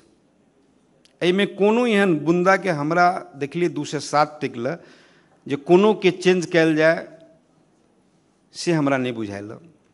काफी एहिमे मेहनत कैल गेल है। हाँ, किछ थपक के जरूरी हमरा बुझायल। जेना यातायात के बात अबै छी, सड़क के बात अबै छै, तो दिल्ली के मुख्यमंत्री के देखबै स्मॉग टावर बनाबै छै, या ऑस्ट्रेलिया के सरकार या कनाडा के सरकार जे नेतृत्व के पास में विजन है तो ये स्मॉग टावर बनाबै छै। और नेपाल में व्यू टावर बनै छै, गेट पर गेट अपने के बनैत रहै छै सड़क में। वो गेट व्यू टावर कोन देश में बनै छै? जे देश में पैसा अपने के बहुत बेसी रहै छै। तै दुआरे एहिमे एकटा चीज हम देखलिए थपऽ पड़तै ई विधेयक में, जे सड़क में अगर कोई गेट बनावे, अनावश्यक गेट बनावे, तो सरोकार वाला निकाय डिवीजन सड़क डिवीजन कार्यालय के अनुमति ल के करे के चाही। ओना देखलिए जे खदिया करते सड़क पर तो ट्रैफिक चिन्ह दियो से देखलिए, लेकिन वही के बगल में राख दियो न।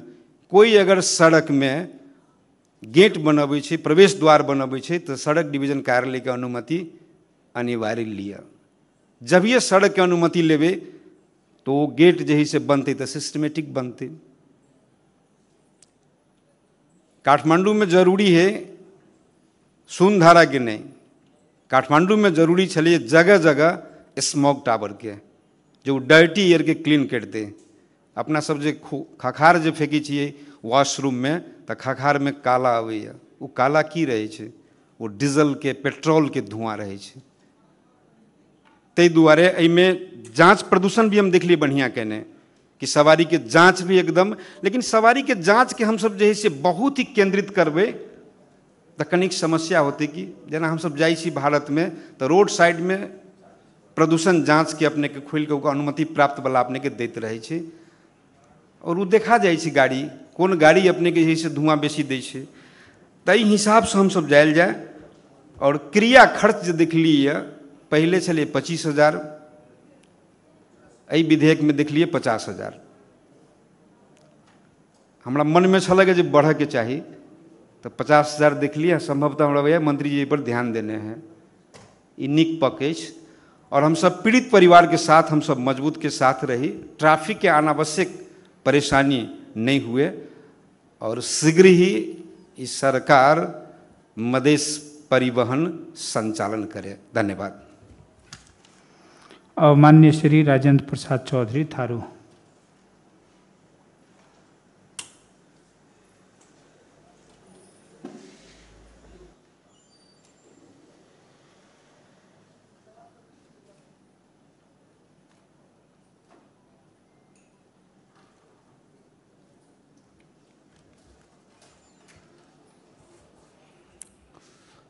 माननीय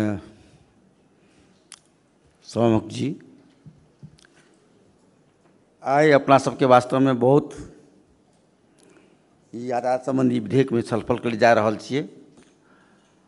हमरा लगे एकटा विधि में सुधार करऽ पड़ते। अपना सबके सचिवालय से विधेयक ई मोबाइल के भेज दै छै, लेकिन बहुत सांसद सब शायद उसे निकाल के नहीं पढ़े छै। हमरा लगे जे मंत्री जी सब जे पेश करे छै, कनिक टाइम लगते। वो विधेयक जे पेश भ रहा है ऊपर के सब सुना देती ठाम, तो सब कनी रिमाइंड हेतिए, कनी लोग की छै में सेहो कनी लोग जानकारी हेतिए, आ तब छलफल करती तो बहुत अहाँके मतलब कि से फीडबैक हेतिए। दोसर बेर से हमरा लगे एहि संबंध में यह क्या अपना सबके स्तर है, सबके मोबाइल से निकाल नहीं सकै छी, छोट स्तर से पढ़ नहीं सकै छी, दुआरे सबके बात नहीं बुझ सकै छी, आ ओहि फीडबैको नीक से नहीं दे सकै छी। तथापि अपना सबके ई जे पहले उठल रहे जे एके बेर नवीकरण क्या के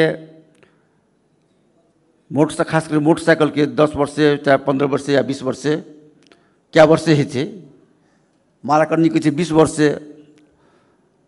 हमारा लगे गाड़ी के आयु, मोटरसाइकिल के आयु 20 वर्ष से नहीं 15 वर्ष 10 वर्ष तक चलबै छै लोग। तो लोग 10-15 वर्ष के 10 या 15 ओतेक वर्ष के मतलब की कहै छै से एक मुष्टे मतलब की कहै छै से करा लेते तो बढ़िया हेते। और ये जे ट्रैफिक के जे अखनी खास करके यही में बेसी दंड करे छै लोग के, फाइनल करे पेनाल्टी दै छै, ऐसे कुछ सुविधा हेते। दोसर बात अपना सबके बस भाड़ा, अपना सबके माननीय सब जति शायद उपस्थित छिए, ओहिमे से बहुत कम आदमी बस के यात्रा करे छिए। सब कोई अपन कोई मोटरसाइकिल से, कोई अपने गाड़ी से, बहुत कम आदमी बस में यात्रा करे छिए। कोई हमहूँ सब बस में चढ़े छिए, तो बस जे चढ़े छी तो बस के भाड़ा जे सुने छी हमरा सबके तो आश्चर्य लगत रहिए, एतेक बस के भाड़ा केना भाई छै। ओहू से जनता सब पीड़ित छै, आम जनता सब पीड़ित छै। ताहि दुआरे बसो भाड़ा के निर्धारण के लेल ये विधेयक में एटा समिति जैसे डीजल के भाव कम हो, चाहे कुर्सी कम हो, तो केना के कम समायोजन बस भाड़ा समायोजन हेतै, बहुत मतलब कि से ध्यान देनाइ हमरा लगे बहुत जरूरी है। दोसर बात, प्रत्येक बस में चौक चौक में जे हम बहुत ठाम देखलिए अन्य प्रदेश में जे फन्ना ठाम के भाड़ा एठाम से अते तक, एठाम से अते तक बोर्ड लिखल रहे छै। तो इससे की से अहाँ के यात्रु सब नहीं ठकाबै छै, नहीं तो एठाम जे ई सिंडिकेट वाला सब जे टिकट काट रहे छै उ सब अहाँ के यात्रु सब के बेसी पैसा लग के अहाँ के ठग लै छै। दोसर बात, प्रत्येक बसों में अहाँ के बस के जे भाड़ा छै से यातायात व्यवस्था के छाप लगा के उसमें भाड़ा देखाबै छै। क्या बस कुछ लिखो भाड़ा देखाब तो यातायात अथी कार्यालय के नहीं व्यवसायी संघ भाड़ा निर्धारण करने रहे से देखाबै छै। उ नहीं यातायात व्यवस्था कार्यालय के छाप लगला भाड़ा अहाँ के टाँसल रहक चाहिए, और तकर बाद अहाँ के यात्रु अहाँ के नहीं ठगेते से व्यवस्थापन हेबाक चाहिए। दूसर बात, ये लाइसेंस के बारे में हम लहानों में देखै छियै जे बराबर भीड़ रहै छै, लेकिन कतबो अपना सबके प्रयास करै छी तऽ ओकरा सबके लाइसेंस में बहुत खेला मेला भऽ रहल छै। ई व्यवस्थित केना के हेतै, केना के सहज रूप से लाइसेंस उपलब्ध हेतै, ओहू में एकटा नीति बना के जैसे सहज रूप से लाइसेंस हुए भेटे ई के व्यवस्था करऽ पड़तै। दोसर बात, अपना सबके एकटा एक्सीडेंट है के मेन कारण छै छाड़ा पशु। छाड़ा पशु छै ओहू से एकटा एक्सीडेंट है बराबर बढ़ल छै। वो छाड़ा पशु केना के नियंत्रण हेतै ओहि पर मतलब की कहै छै से ध्यान देनाइ जरूरी छै। तकर बाद बस सब जे लगाबै छै जैसे लगा दै छै बस स्टैंड में प्रॉपर ठाम नहीं लगाबै छै ओहो के केना के व्यवस्था में बहुत ठाम बस स्टैंड बनल छै लेकिन बस स्टैंड बस नहीं जाइ छै दूसरे ठाम लागल रहै छै ताहि दुआरे ओहो सब में एहि सारा चीज में ध्यान दऽ के एहि विधेयक में एन में व्यवस्थापन कयल जाय या अनुरोध करैत और बात समिति में छलफल करके पारित कयल जाय अति बात कहैत अपन विदा ले चाहै छी। धन्यवाद।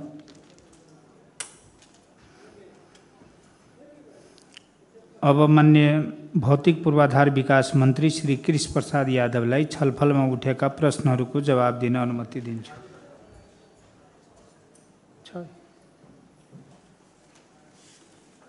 कहाँ नहीं है?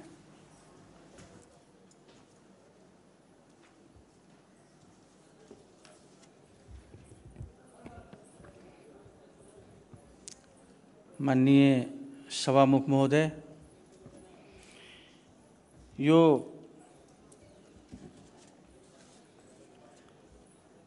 मध्य प्रदेश सवारी तथा यातायात व्यवस्था विधेयकमाथि आज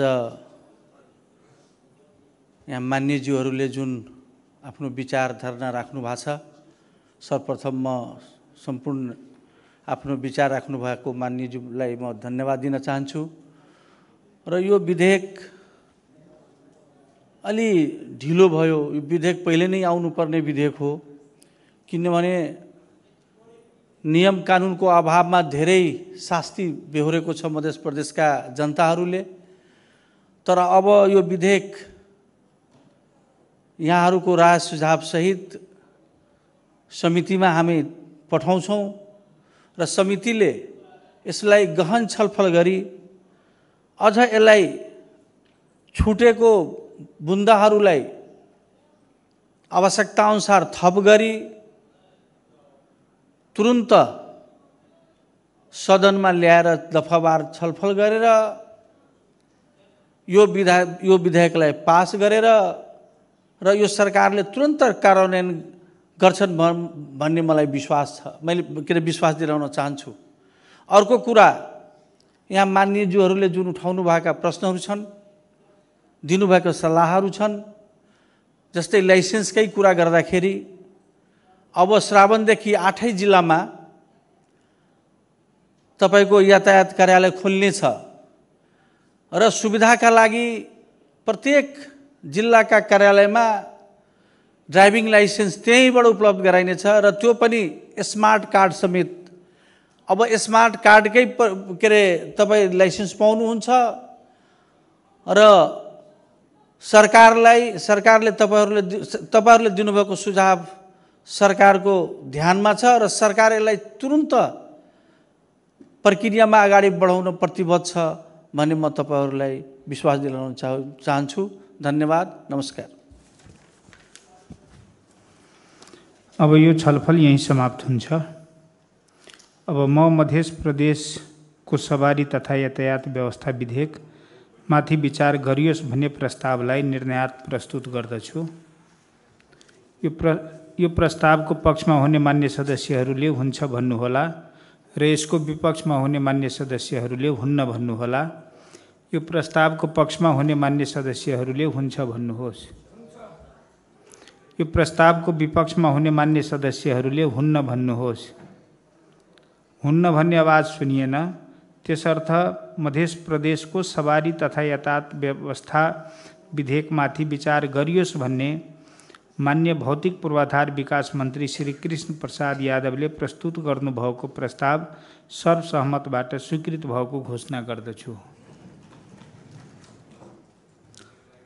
मान्य सदस्यहरू, स्थानीय सेवाहरूको गठन, सञ्चालन र सेवाका शर्तहरू सम्बन्धमा व्यवस्था गर्न बनेको विधेयक र मध्य प्रदेशको सवारी तथा यातायात व्यवस्था विधेयकमाथि संशोधन दर्ता गराउन चाहनुहुने मान्य सदस्यहरूले 2080 साल असार महिनाको 30 गते शनिबार दिनको 4 बजेसम्मको लागि आफ्नो संशोधन सचिवालयमा दर्ता गराउनुहोला।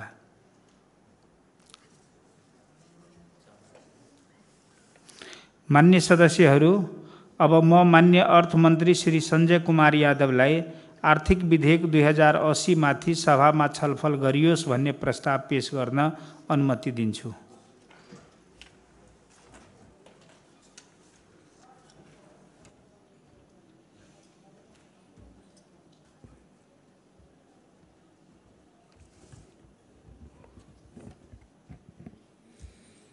माननीय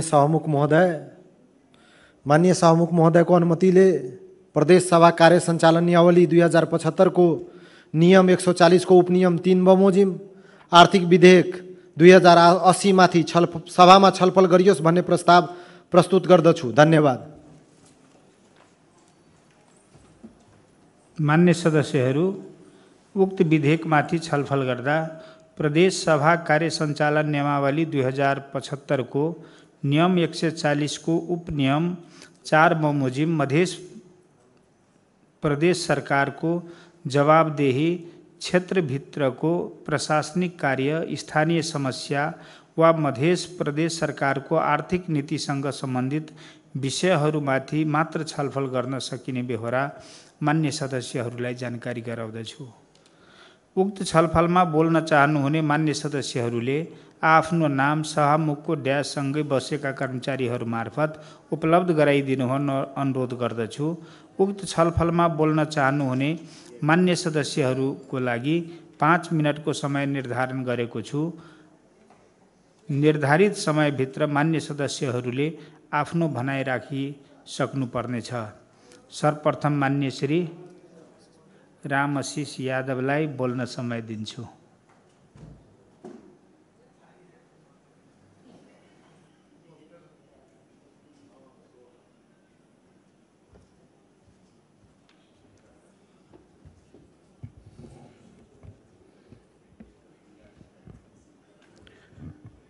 माननीय सभामुख महोदय, सरकार के प्रत्येक वर्ष आर्थिक विधेयक सदन में लाबऽ पड़ै छै, दर्ता कराबऽ पड़ै छै और हम सब पारित करै छी। ई नियमित प्रक्रिया अछि। प्रदेश के संचित कोष में रकम बेसी से बेसी हुए कारण हमर सबके सामान्यीकरण अनुदान, सशस्त्र अनुदान, विशेष अनुदान, संपूरक अनुदान, ई 4टा अनुदान जे केंद्र से अबैया, जे बेर करीब 13 अरब 45 करोड़ आयल, बहुत कम। और अपन किछ रिसोर्स 6 वर्ष के संहिता के अभ्यास में सरकार कुछ प्रयास कलकै, कनिक रिसोर्स धीरे धीरे बढ़ रहा है। आर्थिक विधेयक में हम सब रिसोर्स के खोजी करना बहुत जरूरी है। ओना एठमन बड़ा सोचे के समझ के सरकार कर के बात, राजस्व के बात कलकै। बस हम कनिक देर पहले सांसद सलाह के लिए एक बहुत ही अग्रज से उनकर तर्क छलिए जे ई ट्रैफिक सब जो है ये बहुते जरिमाना कटे और ये सीधे केंद्र में चल जाए। तकर बाद तुरंत हम पता के लिए जे 1 वर्ष में ये ट्रैफिक जरिमाना कतेक केंद्र के बुझबैया तो काल तक लके बुझाइल है। ये पथलहिया के रिकॉर्ड है जहाँ के 26 करोड़ 28 लाख वार्षिक ट्रैफिक जरिमाना से 26 करोड़ 28 लाख रुपया एठमन से जा रहा है। ठीक है, यहाँ जटही भंसार से उठबै छी, अहाँ बीरगंज भंसार से ल जाइ छी, अहाँ भिट्ठामोर भंसार से ल जाइ छी, ल जाओ। लेकिन कम से कम ए प्रदेश में जो जरिमाना अहाँ करै छी मध्य प्रदेश में, तो ओहिमे प्रदेश सरकार के हक में अछि कि नहीं, उनकर अंश में पड़ै छै कि नहीं पड़ै छै, या स्थानीय के अंश में पड़ै छै कि नहीं पड़ै छै। तो हमरा सबके अहू पर सोचनाइ, केंद्र सरकार से संबंधित से हम सब जे है से सरकारी स्तर में बात करना बहुत जरूरी है। हमू सब बात करबै तो जी बात होते, सरकार और सरकार, एक सरकार प्रदेश सरकार, दोसर सरकार केंद्र सरकार, हमरा सबके अहू पर जे है से बात करना जरूरी है। ठीक है, जरिमाना कटे छै ओहो ल जाओ, लेकिन प्रदेश के संचित कोष में मैसेज सेहो आवे। दोसर महत्वपूर्ण बात, जे मध्य प्रदेश कॉमर्शियल बैंक के, डेवलपमेंट बैंक के, फाइनेंस बैंक के, माइक्रो फाइनेंस बैंक के, इंश्योरेंस बैंक के हब अछि मध्य प्रदेश। बीरगंज में तो और देखबे अपने के जैसे क श्रेणी के बैंक सब कोनो एहन बाकी नहीं है। अखन ई क श्रेणी के बैंक सब मर्ज भेलैया। पहले एकर सूची क श्रेणी बैंक के सूची 32 तक छलैया, लेकिन अखन जैसे मर्ज होइत होइत 21 पर चलि आयल है। मेघा NIMB बहाय छै, नेपाल इन्वेस्टमेंट बैंक से जखन मर्ज होइ छै तऽ बहुत एहन बैंक अपने के जे छै सहयोगी विकास बैंक सेंचुरी से अपने के सिटीजन सब मर्ज भऽ जाइ छै।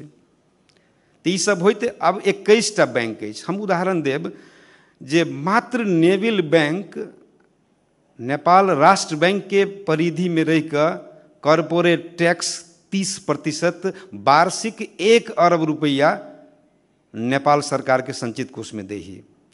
नेविल बैंक कॉरपोरेट टैक्स जे 30% होइ छै, ठीक छै, कॉरपोरेट टैक्स 30% अहाँ लऽ जाउ केंद्र में, लेकिन सर्विस तऽ एतऽ कऽ रहल छी अहाँ एहि मध्य प्रदेश के 8टा जिला में। ताहि दुआरे एहिठमन कम से कम अहाँ सर्विस टैक्स दू, TDS लिए न कम से कम। हम सब बात करी ओकरा से। हमरा बुझाइए संविधान के परिधि में भीतर रह के अनुसूची 6 में देखबे तो हम सब परिधि में रह के हम सब सर्विस टैक्स ओकरा से लऽ सकै छी। ओ सब कहैत रहै छी जे किछु हम सब करै छी सामाजिक क्षेत्र में काज, लेकिन केकरो बुझल ना है। एकोटा बैंक के कुछ काम कहने अपने सबके नज़र में है। भारत के हरिद्वार चल जाओ, बनारस चल जाओ, लिखल रहे छै this garden is maintain by Axis bank, लिखल रहे छै। अयन देखली है बीरगंज में या जनकपुर में कोनो बैंक के नाम देखली जी बैंक एकटा ई काम कहने सामाजिक सुरक्षा कर अंतर्गत? बिल्कुल नहीं। ताहि दुआरे हम सब प्रदेश सरकार के दायित्व बने छे जे सर्विस टैक्स हम सब ली। कॉर्पोरेट टैक्स अहाँ काठमांडू में बुझाओ, ओना ई देशे अखन कॉर्पोरेट के चंगुल में फंस गेल है। किछ आदमी ला मात्र देश के ढुकटी, यहाँ के ढुकटी खाली अछि और किछ व्यक्ति ला मात्र पैसा अछि। तैं अखन नेपाल में आर्थिक तरलता अछि, देश में अर्थतंत्र कमजोर भेल अछि। ताहि दुआरे प्रदेश सरकार हम सब संघीयता के अभ्यास में छी, खोजू रिसोर्स। मुख्यमंत्री जी सहज है, G2G बात करते नहीं, यहाँ के प्रधानमंत्री से बात करते, प्रधानमंत्री के कहते जी बजाओ वहाँ के नेपाल राष्ट्र बैंक के प्रमुख के, उनका से बतियाते, अर्थ मंत्री से बात होते जे सर्विस टैक्स प्रदेश सरकार लेबऽ चाहे छी, न्याय उचित है, तई हिसाब से हम सब जायल जाए। और समग्र रूप में अर्थमंत्री जी काफ़ी मेहनत केने छथि, जे टैक्स लगाबऽ के चाहिए वह प्रयास है। किनको अपने के आम जनता पर मार के अवस्था नहीं है, लेकिन हम सब रिसोर्स बढ़ाई। बहुत बहुत धन्यवाद।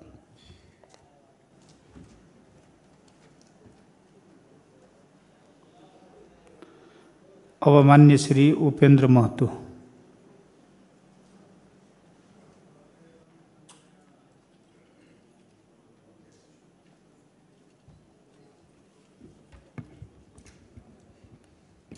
माननीय सभामुख महोदय, इस प्रदेश का विकास के लिए मूल आधार यही है।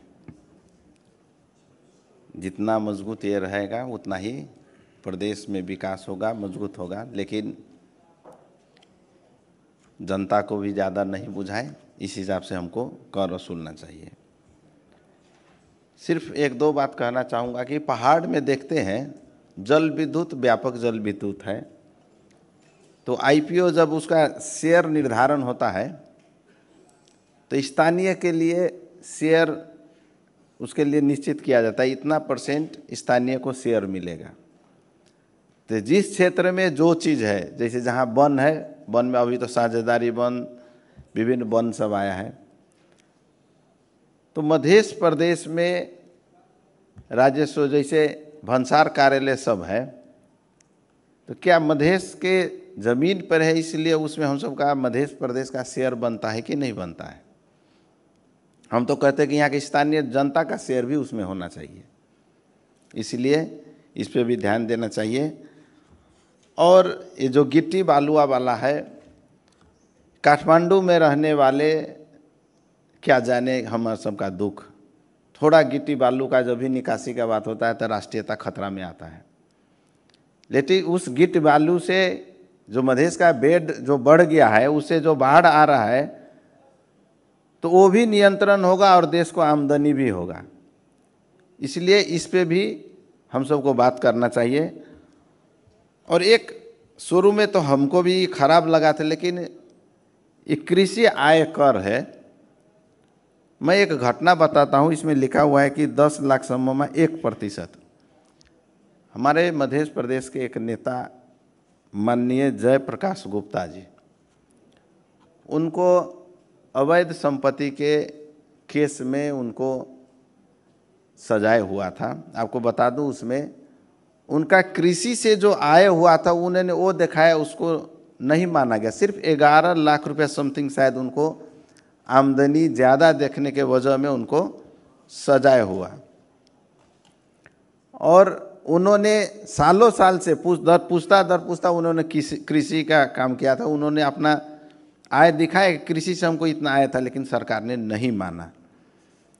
लेकिन ये अच्छा प्रावधान है, क्योंकि काठमांडू में रहने वाले लोग 10,000 प्रति माह एक रूम रेंट देते हैं, साल में 1,20,000 कमाते हैं, और उसका 10% दे के वो 1 लाख उसका आय उसका एकदम दिखाते हैं, और उसका वो गवर्नमेंट मान्यता देता है। लेकिन हमारे कृषि का आय को मान्यता नहीं मिलता है। तो मेरा एक सुझाव है अर्थ मंत्री जी को कि 10 लाख से ऊपर बोले हैं कि 1% तक, जिसका 5 लाख का आमदनी है वो भी यदि कर देना चाहे तो उसके लिए 100 घोषणा का भी प्रावधान रखें, क्योंकि सबसे ज़्यादा नेता सब फंसते हैं, याद कीजिएगा। इसलिए ये प्रावधान भी रखें। और ये विधेयक हर एक साल आता है, हर एक साल पास होता है, और ज़्यादा से ज़्यादा प्रदेश के कोष में पैसा हो, इस हिसाब से जनता को भी दुख न हो। धन्यवाद। अब म अर्थमन्त्री श्री सञ्जय कुमार यादवलाई छलफलमा उठेका प्रश्नहरूको जवाब दिन अनुमति दिन्छु।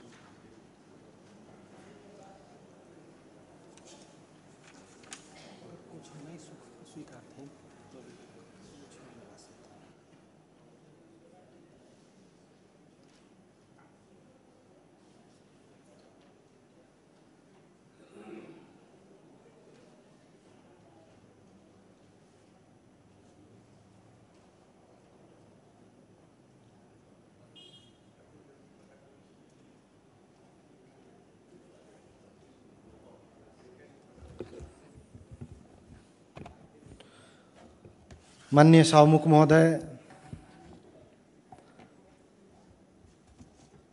निकै नै प्रदेशको पर्स मजबुत राख्ने, प्रदेशलाई गति दिने, प्रदेशको आवश्यकता पूर्ति गर्ने, प्रदेशको जनजनमा घर घरमा खुसियाली ल्याउने, मुहार र अनुहार चम्किलो पार्ने विधेयक नै यो आर्थिक विधेयक हो।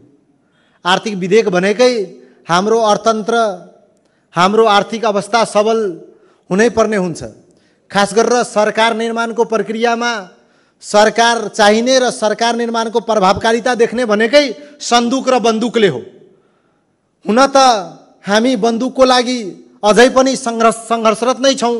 अझै पनि हामीप्रति सौतेला व्यवहार, हामीप्रति अझै पनि वितृष्णा र सङ्घीय सरकारको एकात्मक केन्द्रीकृत शासन प्रणाली मार्फत अझै पनि यस देशका तमाम शोषित, उत्पीडित, उपेक्षित जनता, मधेसी, आदिवासी, दलित जनजातिमाथि अझै पनि शासन गर्ने मनोवृत्ति र मनोपरायले सङ्घीय सरकारले अझै पनि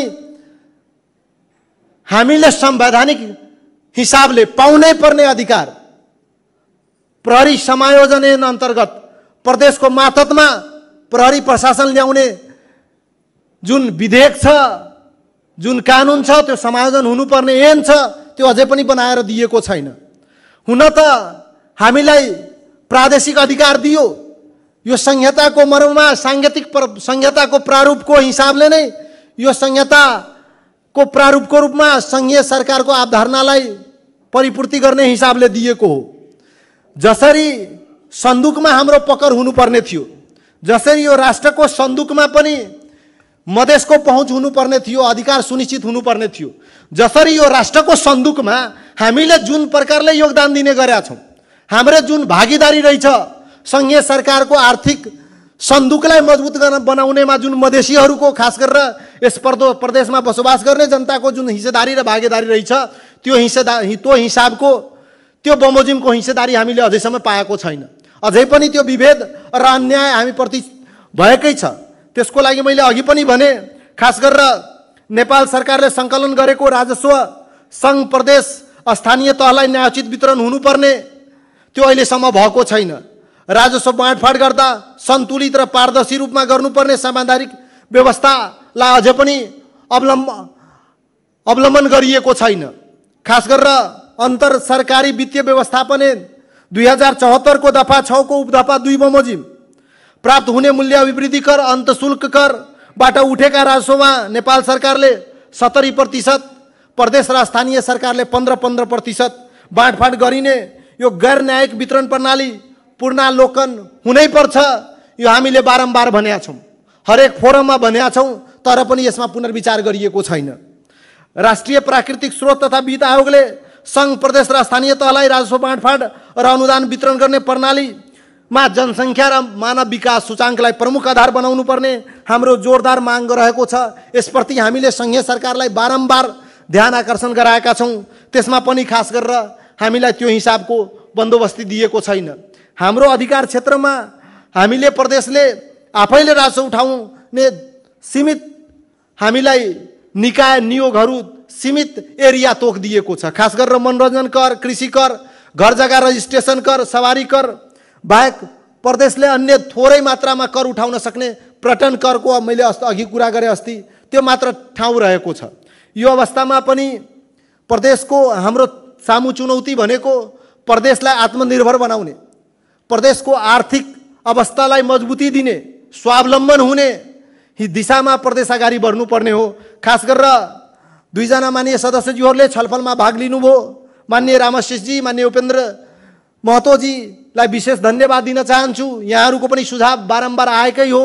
यहाँहरूले दिनुभएको सुझावलाई हामीले आत्मसात गरेर आगामी दिनमा सोही अनुरूप अब आर्थिक अवस्था मजबुती गर्नलाई, ती राजस्वका दायराहरू अझ बढी फराकिलो बनाउनलाई आवश्यक नीति, कार्यनीति, रणनीति सरकारले अवलम्बन गरेर अगाडि बढ्ने नै छन्। यहाँहरूले दिएको सुझावहरूलाई आत्मसात गर्दै खास गरेर अघि अस्ति पनि मैले भने हाम्रा राजस्वमा केही सङ्कुचन आएको थियो। यो एजेन्सीहरूको आधिकारिक विक्रेताबाट अर्को विक्रेताको नाममा जाने बेलामा लिने जुन सेवा कर थियो त्यसलाई हटाइएको छ। अब त्यो अवस्था रहेन। अब सायद त्यो यातायात मार्फत आउने, ती सवारी कर मार्फत आउने त्यो करको दायरा हाम्रो बढ्ने छ। सवारी साधनहरूलाई अघि नै एउटा विधेयक पनि आयो, यातायात सम्बन्धी विधेयक भर्खरै यहाँहरूको माझ प्रस्तुत भयो। भौतिक मन्त्रीज्यूले त्यसमा जवाब पनि दिनुभयो। 24 घण्टे संशोधनको अवस्थामा छ, त्यो विधेयक विचाराधीन अवस्थामा छ। त्यहाँ पनि यहाँहरूले हेर्नुभयो, अब एकमुष्ट रूपमै गाडी नवीकरणको व्यवस्था त्यहाँ गरिएको छ। त्यसले सहजता प्रदान गर्नेछ भन्ने विश्वास छ। अर्को फेरि पनि म यहाँहरूलाई के अवगत गराउन चाहन्छु भने हालसम्म नवीकरण फेल भएका गाडी, नवीकरण नगराइएका गाडीहरूको लागि एकचोटिका लागि यही आउने अबको आर्थिक साउन महिनादेखि चैतसम्मको समय सीमा दिएको छ। त्यो अवधिमा रिन्युअल फेल भएका तमाम गाडीहरू, नवीकरण नगरिएका ती तमाम सवारी साधनहरूलाई एकचोटिको लागि जरिवाना माफ गरिएको अवस्था छ। यही गरिमामय सदन मार्फत अवगत गराउन चाहन्छु। यसको व्यापक प्रचार प्रसार हुन पनि जरुरी छ। जनस्तरसम्म यो सन्देश पुग्न जरुरी छ। ती अवैध रूपमा थन्किएका गाडीहरूलाई पुनः सरकारको संयन्त्रमा जरिवाना माफ गरेर त्यसलाई चलायमान बनाउने, ती सम्पत्तिलाई सदुपयोगमा ल्याउने गरी त्यो व्यवस्था गरिएको छ। खास गरेर व्यावसायिक सवारी साधन र निजी सवारी साधनको लागि छुट्टै करको व्यवस्था गरिएको छ। रजिस्ट्रेसन करमा महिलाहरूको लागि विशेष छुटको व्यवस्था गरिएको छ।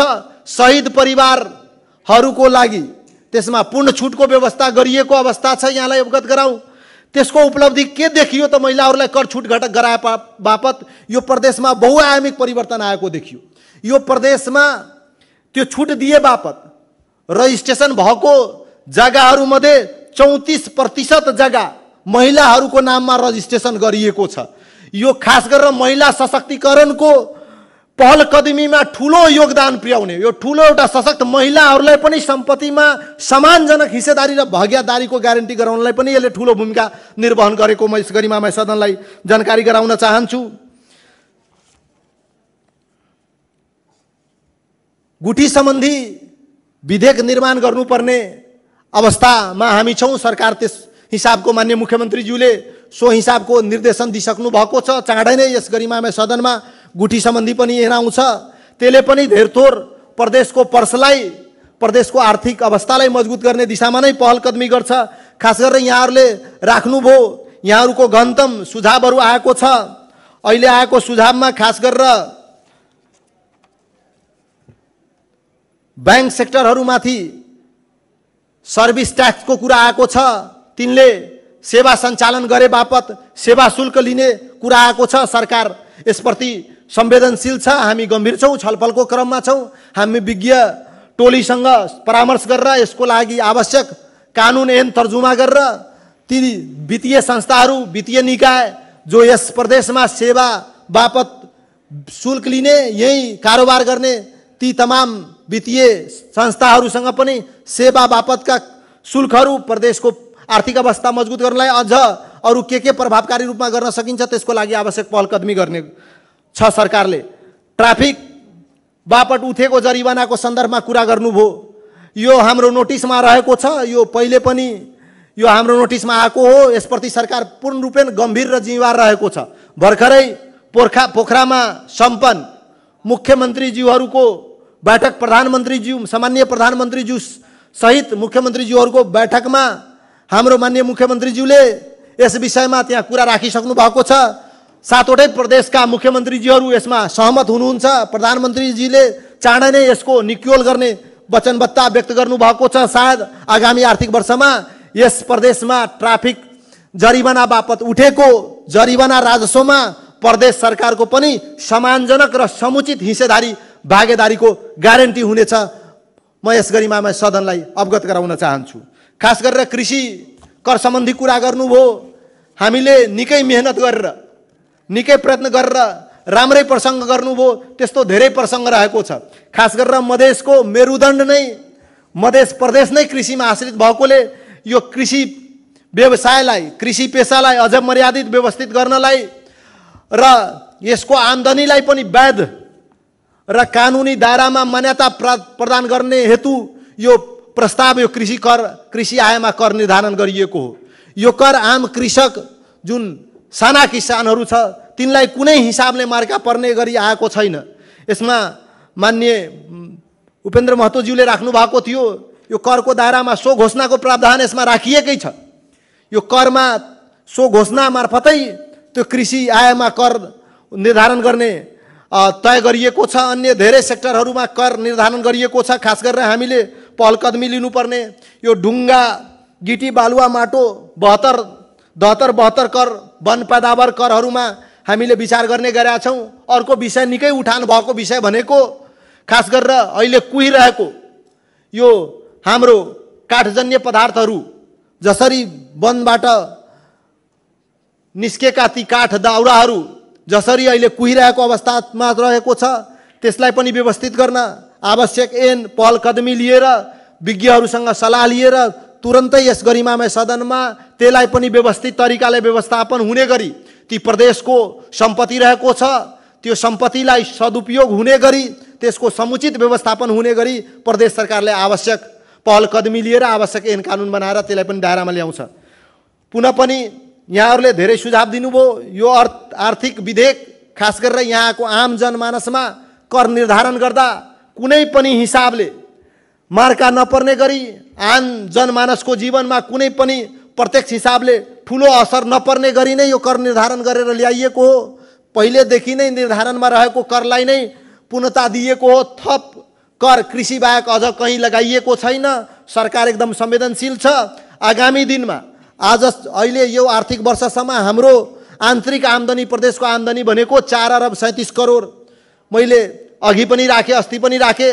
यसलाई हामीले यसै आर्थिक वर्षमा पहिलो त्रैमासिक भित्रै प्रदेशको आय व्यय व्यवस्थित गर्नलाई, आर्थिक अवस्था मजबुत पार्नलाई प्रदेश सरकार गम्भीरताका साथ प्रदेशको राजस्व उठाउनु पर्ने, प्रदेशले आवश्यक ऐन कानुन तर्जुमा गर्नुपर्ने, त्यसको लागि आवश्यक सम्पूर्ण मेकानिजम बनाएर यातायात सम्बन्धी करका पटा हुन्, ती सवारी साधनमा लगाइएको कर होस्, घर जग्गा सम्बन्धी कर होस्, पर्यटन सम्बन्धी कर होस्, वन पैदावारमा लगाइएका कर होस्, कृषिमा लगाइएका कर होस्, त्यसको असुली र व्यवस्थापनको लागि आवश्यक सम्पूर्ण कानुन निर्माण गरेर, सम्पूर्ण मेकानिजम निर्माण गरेर हामी यो पहिलो त्रैमासिक भित्रै सम्पन्न गर्ने गरी प्रदेश सरकार गृह कार्य थालेको छ। सोही अनुरूप हामी अगाडि बढ्नेछौँ। यसबापत हामीले अघि पनि भन्यौँ, प्रदेश सरकारले अर्को के सोच ल्याएको छ भने नवीनतम सोच, प्रदेश सरकारको एउटा ठुलो दीर्घकालीन महत्त्वकांक्षी योजना रहेको छ। यही मङ्सिर महिनामा प्रदेश सरकारले बृहत ठुलो लगानी सम्मेलन, इन्भेस्टमेन्ट समिट, इन्भेस्टर समिट गर्दैछ।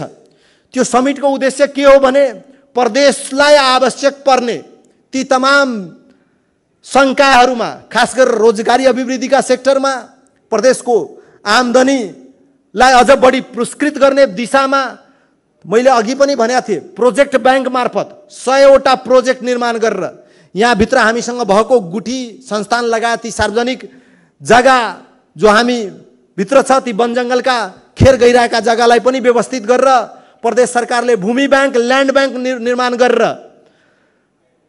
प्रदेश सरकारले लगानी सम्मेलन मार्फत ती तमाम दात्री निकाय, ती तमाम निजी सार्वजनिक साझेदारी पार्टनर्स, पब्लिक प्राइवेट पार्टनरसिपको कन्सेप्ट, सह लगानीको कन्सेप्ट लिएर ती तमाम सरोकारवाला निकाय, ती राष्ट्रिय अन्तर्राष्ट्रिय स्तरसम्मको निकायलाई पनि प्रदेश सरकारको महत्त्वकांक्षी 100वटा परियोजनामा लगानी, अभिवृद्धि लगानी हुने गरी नै सो निर्माण कार्य सम्पन्न गर्ने गरी मङ्सिर महिनामा सम्मेलन गर्ने तयारी गरेको छ।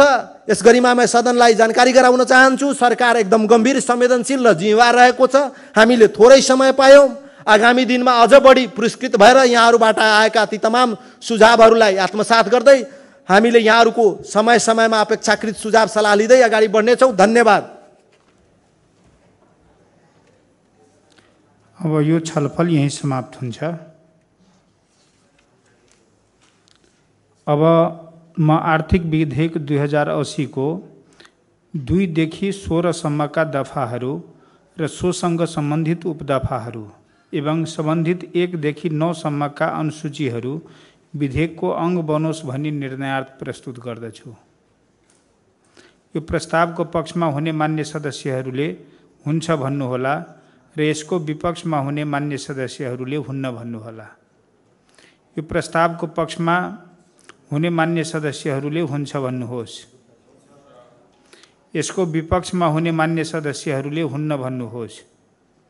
हुन्न भन्ने आवाज सुनिएन, त्यसर्थ आर्थिक विधेयक 2080 को दफा 2 देखि 16 सम्मका दफाहरू र सोसँग सम्बन्धित उपदफाहरू एवं सम्बन्धित 1 देखि 9 सम्मका अनुसूचीहरू सर्वसम्मतिले विधेयकको अङ्ग बनेको घोषणा गर्दछु। अब म विधेयकको प्रस्तावना र नाम पढेर सुनाउँछु। प्रस्तावना: मध्य प्रदेश सरकारको आर्थिक वर्ष 2080-81 को अर्थ सम्बन्धी प्रस्तावलाई कार्यान्वयन गर्नको निम्ति कर लगाउन, राजस्व सङ्कलन गर्न र राजस्व प्रशासन सम्बन्धी कानुनी व्यवस्था गर्न वाञ्छनीय भएकोले मध्य प्रदेशको मध्य सभाले यो ऐन बनाएको छ। संक्षिप्त नाम र प्रारम्भ: 1. यस ऐनको नाम आर्थिक ऐन 2080 रहेको छ। 2. यो ऐन आर्थिक वर्ष 2080-81 सम्म मध्य प्रदेश भर लागू हुनेछ।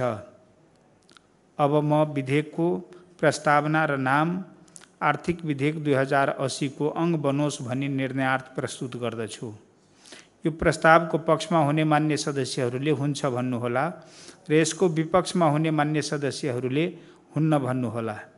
यो प्रस्तावको पक्षमा हुने मान्य सदस्यहरूले हुन्छ भन्नुहोस्। यसको विपक्षमा हुने मान्य सदस्यहरूले हुन्न भन्नुहोस्। हुन्न भन्ने आवाज सुनिएन, त्यसर्थ विधेयकको प्रस्तावना र नाम सर्वसम्मतिले आर्थिक विधेयक 2080 को अङ्ग बनेको घोषणा गर्दछु। अब अर्थमन्त्री श्री सञ्जय कुमार यादवलाई आर्थिक विधेयक 2080 लाई पारित गरियोस् भन्ने प्रस्ताव प्रस्तुत गर्न अनुमति दिन्छु।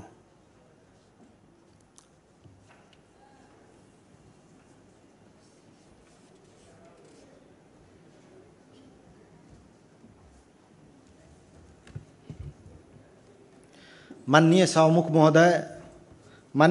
महोदयको अनुमतिले प्रदेश सभा कार्य सञ्चालन नियमावली 2075 को नियम 122 बमोजिम आर्थिक विधेयक 2080 पारित गरियोस् भन्ने प्रस्ताव प्रस्तुत गर्दछु। धन्यवाद।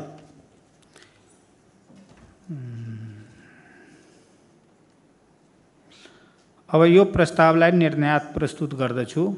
यो प्रस्तावको पक्षमा हुने मान्य सदस्यहरूले हुन्छ भन्नुहोला र यसको विपक्षमा हुने मान्य सदस्यहरूले हुन्न भन्नुहोला। यो प्रस्तावको पक्षमा हुने मान्य सदस्यहरूले हुन्छ भन्नुहोस्।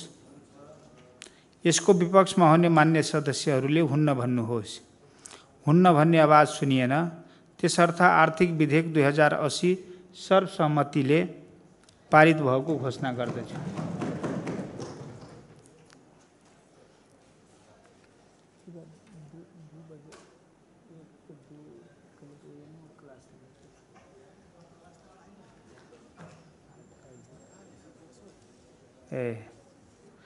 अब यो बैठक 2080 साल असार महीनाको 31 गते आइतबार बिहान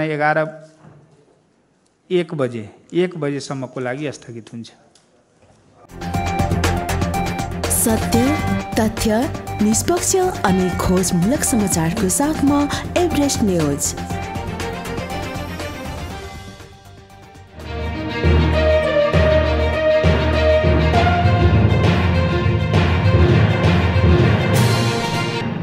तपाईं हेर्दै हुनुहुन्छ एभरेस्ट न्यूज।